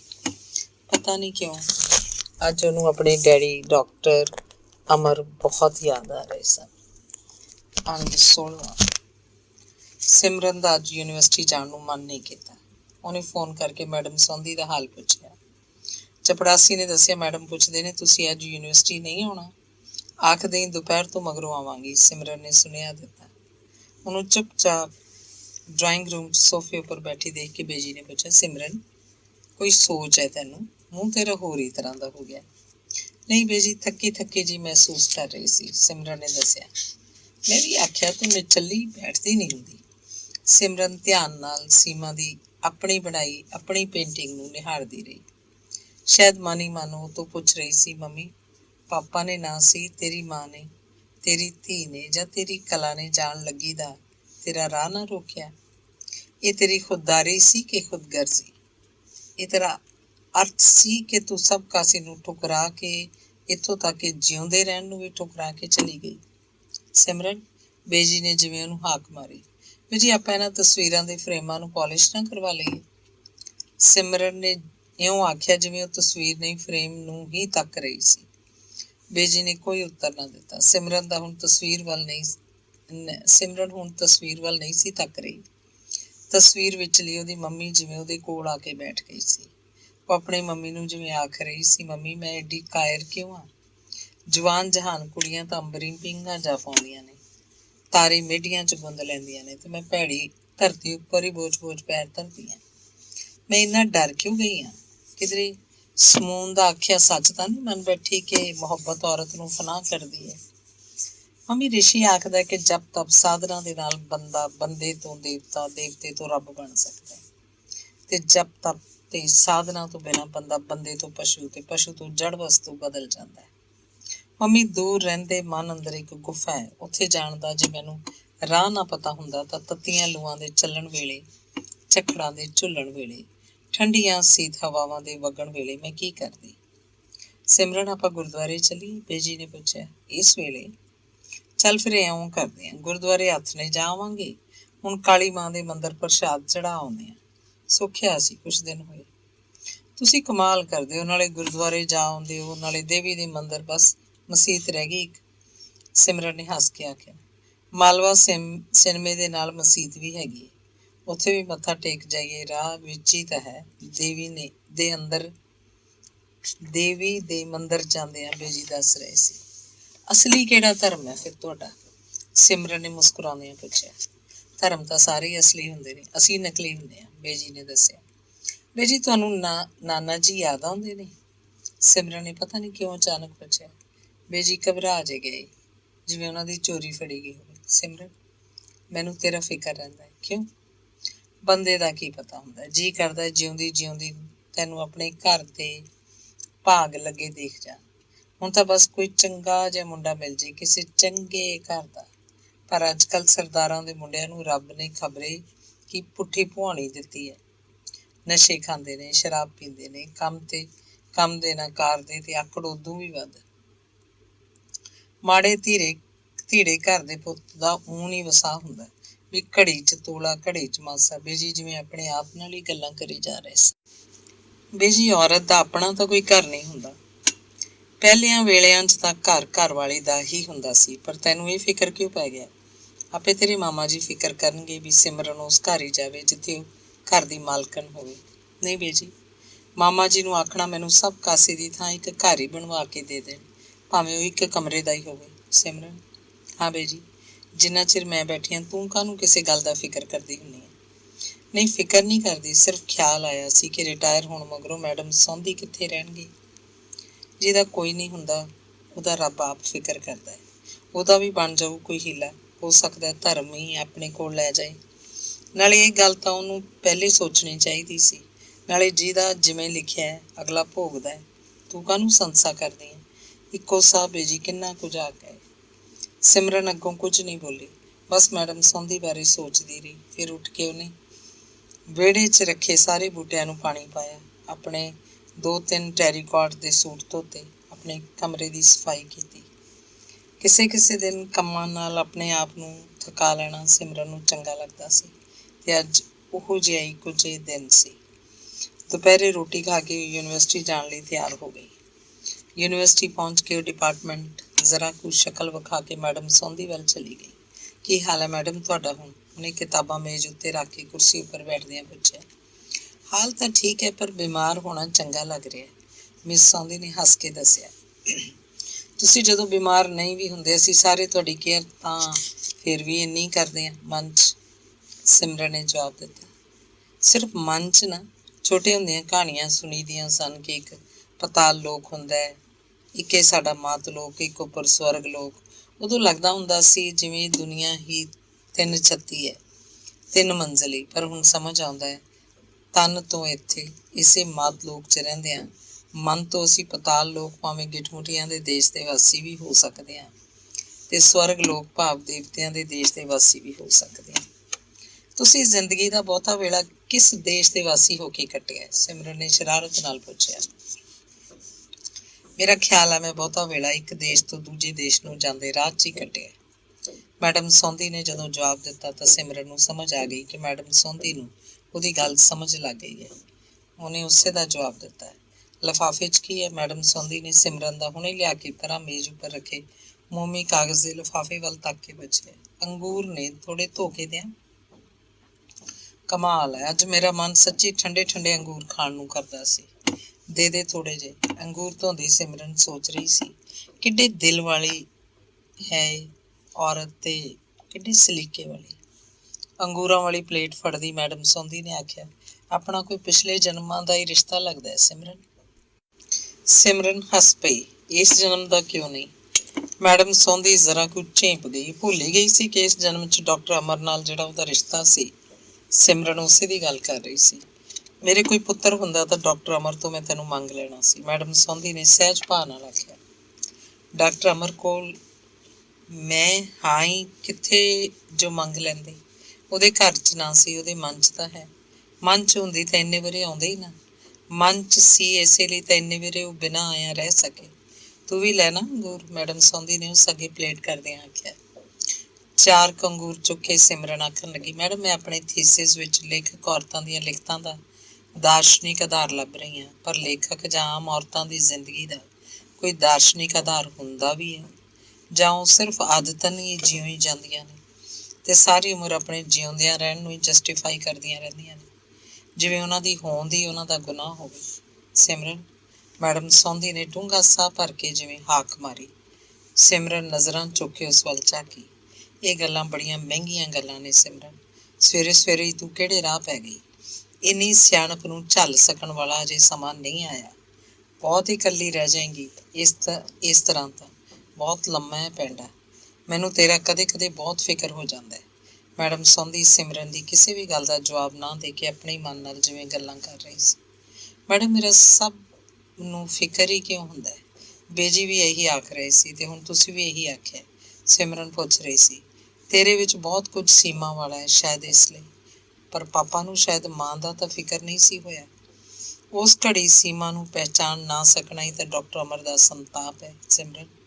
ਪਰ ਲੱਗਦਾ ਹੈ ਔਰਤ ਵੀ ਏਡੀ ਖੁਦਦਾਰ ਸੀ ਕਿ ਆਪਣੀ ਹੋਂਦ ਦਾ ਅਹਿਸਾਸ ਉਹਨੇ ਆਮ ਔਰਤਾਂ ਵਾਂਗ ਨਾ ਹੋ ਕੇ ਕਰਵਾਇਆ ਸੀ ਤੇ ਨਾ ਲੜ ਕੇ ਬਸ ਤੁਰ ਗਈ। ਤੇ ਫਿਰ ਉਹਦੀ ਅਣਹੋਂਦ ਕਾਰਨ ਹੀ ਉਹਦੀ ਹੋਂਦ ਦੀ ਸਮਝ ਲੱਗੀ। ਮੈਡਮ ਸੌਂਦੀ ਸੀਮਾ ਬਾਰੇ ਸੀਮਾ ਦੀ ਧੀ ਨੂੰ ਨਹੀਂ, ਆਪਣੇ ਆਪ ਨੂੰ ਦੱਸ ਰਹੀ ਸੀ। ਤੇ ਤੁਸੀਂ ਆਪਣੀ ਹੋਂਦ ਪ੍ਰੈਜ਼ੈਂਟ ਹੁੰਦਿਆਂ ਹੀ ਐਬਸੈਂਟ ਕਰ ਲਈ। ਸਿਮਰਨ ਨੇ ਹੱਸ ਕੇ ਕਿਹਾ। ਅੱਛਾ, ਮੈਡਮ ਸੌਂਦੀ ਨੇ ਵੀ ਹੱਸ ਕੇ ਪੁੱਛਿਆ। ਹਾਂ, ਤੁਸੀਂ ਆਪਣੇ ਆਪ ਲਈ ਵੀ ਗੈਰ ਹਾਜ਼ਰ ਹੋ ਗਏ ਤੇ ਦੂਜਿਆਂ ਲਈ ਵੀ। ਨਹੀਂ, ਇਹ ਕਿਵੇਂ ਹੋ ਸਕਦਾ ਸੀ ਕਿ ਕਦੇ ਕੋਈ ਬੰਦਾ ਤੁਹਾਨੂੰ ਆਵਾਜ਼ ਹੀ ਨਾ ਦਿੰਦਾ? ਆਵਾਜ਼ਾਂ ਤਾਂ ਸਿਮਰਨ ਲੋਕ ਦਿੰਦੇ ਰਹੇ, ਪਰ ਤੁਸੀਂ ਜੋ ਗੈਰ ਹਾਜ਼ਰ ਸੀ, ਇਸ ਲਈ ਕੋਈ ਵੀ ਆਵਾਜ਼ ਤੁਹਾਡੇ ਤੱਕ ਪਹੁੰਚੀ ਨਹੀਂ, ਹੈ ਨਾ? ਸ਼ਾਇਦ ਮੈਂ ਕੋਈ ਵੀ ਫੈਸਲਾ ਕਰਨ ਤੋਂ ਡਰ ਗਈ ਸੀ ਤੇ ਅਜਿਹਾ ਕੋਈ ਬੰਦਾ ਆਲੇ ਦੁਆਲੇ ਹੈ ਨਹੀਂ ਸੀ ਜਿਹੜਾ ਮੇਰੇ ਲਈ ਮੇਰੇ ਫੈਸਲੇ ਵੀ ਆਪ ਕਰ ਦਿੰਦਾ। ਪਰ ਮੈਡਮ, ਤੁਸੀਂ ਕਿਸੇ ਨੂੰ ਇਹ ਅਧਿਕਾਰ ਹੀ ਨਹੀਂ ਦਿੱਤਾ ਹੋਣਾ। ਸਿਮਰਨ, ਬਸ ਇਹਨਾਂ ਗੱਲਾਂ ਕਰਕੇ ਹੀ ਮੈਨੂੰ ਤੇਰਾ ਫਿਕਰ ਲੱਗਿਆ ਰਹਿੰਦਾ। ਅਜਿਹੀ ਕੁੜੀ ਨੂੰ ਕਿੱਥੇ ਸਾਂਭ ਕੇ ਰੱਖਾਂਗੀ? ਮੈਡਮ ਸੌਂਦੀ ਨੇ ਮਜ਼ਾਕ ਵਾਂਗ ਆਖਿਆ। ਤੁਸੀਂ ਮੈਡਮ ਹੱਸਦੇ ਬਹੁਤ ਚੰਗੇ ਲੱਗਦੇ ਹੋ। ਥੈਂਕਸ। ਧਰਮ ਚੰਡੀਗੜ੍ਹ ਚਲਿਆ ਗਿਆ ਅੱਜ? ਸਿਮਰਨ ਨੇ ਪੁੱਛਿਆ। ਨਹੀਂ, ਲਾਇਬ੍ਰੇਰੀ ਗਿਆ। ਚੰਡੀਗੜ੍ਹ ਉਹਨੇ ਫੋਨ ਕਰ ਦਿੱਤਾ। ਮੈਂ ਆਖਿਆ ਸੀ ਇਹ ਨਾ ਦੱਸੀ ਕਿ ਮੈਂ ਠੀਕ ਨਹੀਂ। ਵਾਧੂ ਖਬਰ ਲੈਣ ਆਊਗੀ ਮਾਂ ਉਹਦੀ। ਚੰਗਾ ਸੀ ਇਸੇ ਬਹਾਨੇ ਮਿਲ ਜਾਂਦੇ। ਫਾਰਮਲ ਗੱਲਾਂ ਨਾਲ ਤੇ ਸਗੋਂ ਦਮ ਘੁੱਟਣ ਲੱਗ ਜਾਂਦਾ ਹੈ। ਤੁਸੀਂ ਹੁਣ ਸਭ ਕਾਸੇ ਬਾਰੇ ਸੋਚਦੇ ਕੀ ਹੋ, ਇਹ ਦੱਸੋ? ਸਿਮਰਨ ਮਨ ਹੀ ਮਨ ਜਿਵੇਂ ਮੈਡਮ ਸੌਂਦੀ ਜਿੱਡੀ ਹੋ ਕੇ ਪੁੱਛ ਰਹੀ ਸੀ। ਮੈਂ ਕੁਝ ਨਹੀਂ ਸੋਚਦੀ। ਹਰ ਵੇਲੇ ਕੰਮਾਂ ਧੰਦਿਆਂ 'ਚ ਲੱਗੀ ਸੋਚਣ ਨੂੰ ਜਿਵੇਂ ਮੈਂ ਟਾਲਦੀ ਰਹਿੰਦੀ ਹਾਂ। ਮੈਡਮ ਸੌਂਦੀ ਨੇ ਜਦੋਂ ਦੱਸਿਆ, ਸਿਮਰਨ ਬੇਆਰਾਮ ਜਿਹੀ ਹੋ ਗਈ ਤੇ ਕੁਝ ਚਿਰ ਚੁੱਪ ਰਹਿਣ ਮਗਰੋਂ ਆਖਣ ਲੱਗੀ। ਮੈਡਮ ਜੀ, ਇਉਂ ਆਪਣੇ ਆਪ ਵੱਲ ਪਿੱਠ ਕਰਕੇ ਬੰਦਾ ਕਿੰਨੀ ਕੁ ਦੇਰ ਤੁਰ ਸਕਦਾ ਹੈ? ਕੁਝ ਬੰਦਿਆਂ ਲਈ ਕਿਤੇ ਜਾ ਕੇ ਵਕਤ ਖੜੋ ਹੀ ਜਾਂਦਾ ਹੈ। ਸਿਮਰਨ, ਡਾਕਟਰ ਅਮਰ ਜੇ ਕਦੀ ਆਉਣ ਤਾਂ ਦੇਖਣਗੇ ਕਿ ਮੈਂ ਉੱਥੇ ਹੀ ਖੜੋਤੀ ਹਾਂ ਜਿੱਥੇ ਖੜੋਤੀ ਨੂੰ ਛੱਡ ਕੇ ਗਏ ਸੀ। ਮੈਡਮ ਸੌਂਦੀ ਨੇ ਜਦੋਂ ਆਖਿਆ, ਉਹਦੀਆਂ ਅੱਖਾਂ ਦੇ ਕੋਇਆਂ 'ਚ ਪਾਣੀ ਸਿਮ ਆਇਆ ਸੀ। ਕੁਝ ਹੋਰ ਪੁੱਛਣ ਦੀ ਸਿਮਰਨ 'ਚ ਹੁਣ ਹਿੰਮਤ ਨਹੀਂ ਸੀ ਰਹਿ ਗਈ। ਉੱਠ ਕੇ ਕਮਰੇ ਦੀਆਂ ਚੀਜ਼ਾਂ ਠੀਕ ਠਾਕ ਕਰਨ ਲੱਗ ਪਈ। ਸ਼ੀਸ਼ੇ ਵਾਲਾ ਮੇਜ਼ ਝਾੜਿਆ, ਅਖਬਾਰ, ਰਸਾਲੇ, ਕਿਤਾਬਾਂ ਥਾਂ ਸਿਰ ਟਕਾਏ, ਤੌਲੀਆ ਬਾਹਰ ਸੁੱਕਣਾ ਪਾਇਆ। ਕੇਤਲੀ ਵਿੱਚ ਮੈਡਮ ਦੇ ਮੂੰਹ ਹੱਥ ਧੋਣ ਲਈ ਪਾਣੀ ਗਰਮ ਕਰਕੇ ਦਿੱਤਾ। ਅਲਮਾਰੀ 'ਚੋਂ ਕੱਢ ਕੇ ਦੂਸਰੇ ਸੂਟ 'ਚ ਨਾਲਾ ਪਾ ਦਿੱਤਾ। ਮੈਡਮ ਸੌਂਦੀ ਨੇ ਜਦੋਂ ਮੂੰਹ ਹੱਥ ਧੋ ਕੇ ਕੱਪੜੇ ਬਦਲ ਲਏ ਤਾਂ ਸਿਮਰਨ ਨੇ ਪੁੱਛਿਆ, ਮੈਡਮ ਸਰਵ ਕਿਤੇ ਹੈ? ਸੂਟ ਵਾਸ਼ ਕਰਦੇ ਆ। ਰਹਿਣ ਦੇ, ਸੂਟ ਹੋਰ ਹਨ। ਸਗੋਂ ਜਿਹੜਾ ਸੂਟ ਬਾਥਰੂਮ 'ਚ ਪਿਆ ਸੀ ਉਹ ਵੀ ਉਂਝ ਹੀ ਧਰਮ ਨੇ ਨਹਾਉਣ ਲੱਗੇ ਨੇ ਬਾਰ ਬੰਦ ਕਰਕੇ ਧੋ ਦਿੱਤਾ। ਆਦਮੀ ਹੈ ਨਾ, ਕੱਪੜੇ ਧੋਤੇ ਤਾਂ ਸਹੀ, ਪਰ ਬਾਰ ਬੰਦ ਕਰਕੇ। ਸਿਮਰਨ ਨੇ ਮਜ਼ਾਕ ਕੀਤਾ। ਪਿਛਲੇ ਜਨਮ 'ਚ ਕੁੜੀ ਹੋਣਾ, ਮੈਡਮ ਸੌਂਦੀ ਨੇ ਹੱਸ ਕੇ ਆਖਿਆ। ਪਰ ਤੂੰ ਸਿਮਰਨ ਕੀ ਸੀ ਪਿਛਲੇ ਜਨਮ? ਮੈਨੂੰ ਲੱਗਦਾ ਤੂੰ ਪਿਛਲੇ ਜਨਮ 'ਚ ਕੋਈ ਖੁਸ਼ਬੂ ਹੋਏਗੀ। ਜਦੋਂ ਕੁੜੀ ਬਣਨ ਨੂੰ ਚਿੱਤ ਕੀਤਾ, ਮਾਪੇ ਲੱਭਦੀ ਡਾਕਟਰ ਅਮਰ ਦੇ ਘਰ ਆ ਗਈ। ਮੈਡਮ ਸੌਂਦੀ ਨੇ ਹੱਸ ਕੇ ਦੱਸਿਆ। ਤੇ ਡਾਕਟਰ ਅਮਰ ਨੂੰ ਧੀ ਦੀ ਲੋੜ ਨਹੀਂ ਸੀ, ਹੈ ਨਾ ਮੈਡਮ? ਨਹੀਂ ਸਿਮਰਨ, ਡਾਕਟਰ ਅਮਰ ਸ਼ਾਇਦ ਸੋਚਦੇ ਸੀ ਪਹਿਲੇ ਬਾਹਰਲੇ ਕੰਮ ਮੁਕਾ ਲਵਾਂ, ਫਿਰ ਘਰ ਨੂੰ ਪਰਤਾਂਗਾ। ਪਰ ਉਹ ਭੁੱਲ ਗਿਆ ਕਿ ਧਰਤੀ ਬਲਦ ਦੇ ਸਿੰਗਾਂ ਉੱਪਰ ਹੀ ਖੜੀ ਹੁੰਦੀ ਹੈ। ਧਰਮ ਆ ਰਿਹਾ ਸੀ। ਚਲੋ ਇਹਨੂੰ ਵੀ ਪੁੱਛਦੇ ਹਾਂ, ਸਿਮਰਨ ਨੇ ਹੱਸ ਕੇ ਆਖਿਆ। ਆਂਟੀ, ਤੁਹਾਡੇ ਲਈ ਕਿਤਾਬ ਲੱਭ ਕੇ ਲਿਆਇਆ। ਅੱਛਾ, ਸਿਮਰਨ ਵੀ ਹੈ? ਹੈਲੋ, ਸੁਣਾਓ, ਧਰਮ ਨੇ ਫਲੈਟ ਦੇ ਅੰਦਰ ਆਉਂਦਿਆਂ ਆਖਿਆ। ਤੁਸੀਂ ਮੈਡਮ ਨੂੰ ਇਕੱਲਿਆਂ ਛੱਡ ਗਏ? ਇੱਕ ਦਿਨ ਨਾ ਜਾਂਦੇ ਲਾਇਬ੍ਰੇਰੀ ਤਾਂ ਕੀ ਸੀ? ਸਿਮਰਨ ਨੇ ਆਖਿਆ। ਇਹਨਾਂ ਨੇ ਆਪ ਹੀ ਆਖਿਆ ਸੀ, ਧਰਮ ਦਾ ਜਵਾਬ ਸੀ। ਘੱਟ ਤੋਂ ਘੱਟ 5-4 ਘੰਟੇ ਲਾਇਬ੍ਰੇਰੀ ਨਾ ਲਾ ਆਵੇ ਤਾਂ ਇਹਨੂੰ ਰੋਟੀ ਨਹੀਂ ਹਜ਼ਮ ਹੁੰਦੀ। ਇਹਦੀ ਤਾਂ ਮਾਂ ਤਦ ਹੀ ਤਾਂ ਆਖਦੀ ਹੈ ਕਿ ਮਾੜੀਆਂ ਆਦਤਾਂ ਧਰਮ ਨੇ ਆਂਟੀ ਤੋਂ ਲੈ ਲਈਆਂ ਨੇ। ਮੈਡਮ ਸੌਂਦੀ ਨੇ ਹੱਸ ਕੇ ਦੱਸਿਆ। ਚਾਹ ਬਣਾ ਦਿਆਂ? ਸਿਮਰਨ ਨੇ ਧਰਮ ਨੂੰ ਪੁੱਛਿਆ। ਹਾਂ ਪਲੀਜ਼, ਧਰਮ ਨੇ ਆਖਿਆ ਤੇ ਮੈਡਮ ਸੌਂਦੀ ਦੇ ਕੋਲ ਬੈਠ ਕੇ ਇੱਕ ਮੈਗਜ਼ੀਨ ਫਰੋਲਣ ਲੱਗਾ। ਤੁਸੀਂ ਵੀ ਪੀਓਗੇ ਨਾ? ਸਿਮਰਨ ਨੇ ਮੈਡਮ ਨੂੰ ਵੀ ਪੁੱਛਿਆ। ਧਰਮ ਇਕੱਲਾ ਥੋੜ੍ਹੇ ਪੀਏਗਾ, ਆਪਾਂ ਸਾਰੇ ਪੀਵਾਂਗੇ, ਮੈਡਮ ਨੇ ਦੱਸਿਆ। ਸਿਮਰਨ ਰਸੋਈ 'ਚ ਚਾਹ ਬਣਾਉਣ ਚਲੀ ਗਈ। ਤੂੰ ਸਿਮਰਨ ਦੀ ਕੋਈ ਹੈਲਪ ਕਰ ਦੇ ਕਿਚਨ 'ਚ ਜਾ ਕੇ। 2 ਮਿੰਟ ਮਗਰੋਂ ਮੈਡਮ ਸੌਂਦੀ ਨੇ ਧਰਮ ਨੂੰ ਆਖਿਆ, ਸਿਮਰਨ ਮੈਂ ਕੋਈ ਹੈਲਪ ਕਰਾਂ? ਉਹਨੇ ਰਸੋਈ 'ਚ ਜਾਣ ਦੀ ਤਾਂ ਉੱਥੇ ਹੀ ਪੁੱਛਿਆ। ਨਹੀਂ ਬਸ ਚਾਹ ਤਿਆਰ ਹੈ, ਸਿਮਰਨ ਨੇ ਅੰਦਰੋਂ ਹੀ ਜਵਾਬ ਦਿੱਤਾ। ਦਵਾਈ ਦਾ ਵੀ ਟਾਈਮ ਹੋ ਗਿਆ ਤੁਹਾਡਾ। ਧਰਮ ਨੇ ਉੱਠ ਕੇ ਪਾਣੀ ਦੇ ਗਲਾਸ ਨਾਲ ਮੈਡਮ ਨੂੰ ਗੋਲੀਆਂ ਫੜਾਉਂਦਿਆਂ ਆਖਿਆ। ਸਿਮਰਨ ਚਾਹ ਲੈ ਕੇ ਆ ਗਈ। ਠੀਕ ਹੈ, ਚਾਹ ਸਿਮਰਨ ਨੇ ਬਣਾਈ ਹੈ ਤੇ ਮਗਰੋਂ ਕੱਪ ਧਰਮ ਧੋਏਗਾ, ਮੈਡਮ ਸੌਂਦੀ ਨੇ ਹੱਸ ਕੇ ਕਿਹਾ। ਨਹੀਂ ਮੈਂ ਹੀ ਧੋ ਦਿਆਂਗੀ, ਸਿਮਰਨ ਬੋਲੀ। ਕਿਉਂ ਸਿਮਰਨ ਦੀਆਂ ਆਦਤਾਂ ਵਿਗਾੜ ਦਿਓ? ਕੱਲ ਨੂੰ ਜਿਸ ਨਾਲ ਸਿਮਰਨ ਦਾ ਵਿਆਹ ਹੋਇਆ ਉਹਨੂੰ ਵੀ ਆਖੇਗੀ ਕਿ ਚਾਹ ਮੈਂ ਬਣਾਉਣੀ ਆ, ਕੱਪ ਤੁਸੀਂ ਧੋਇਓ।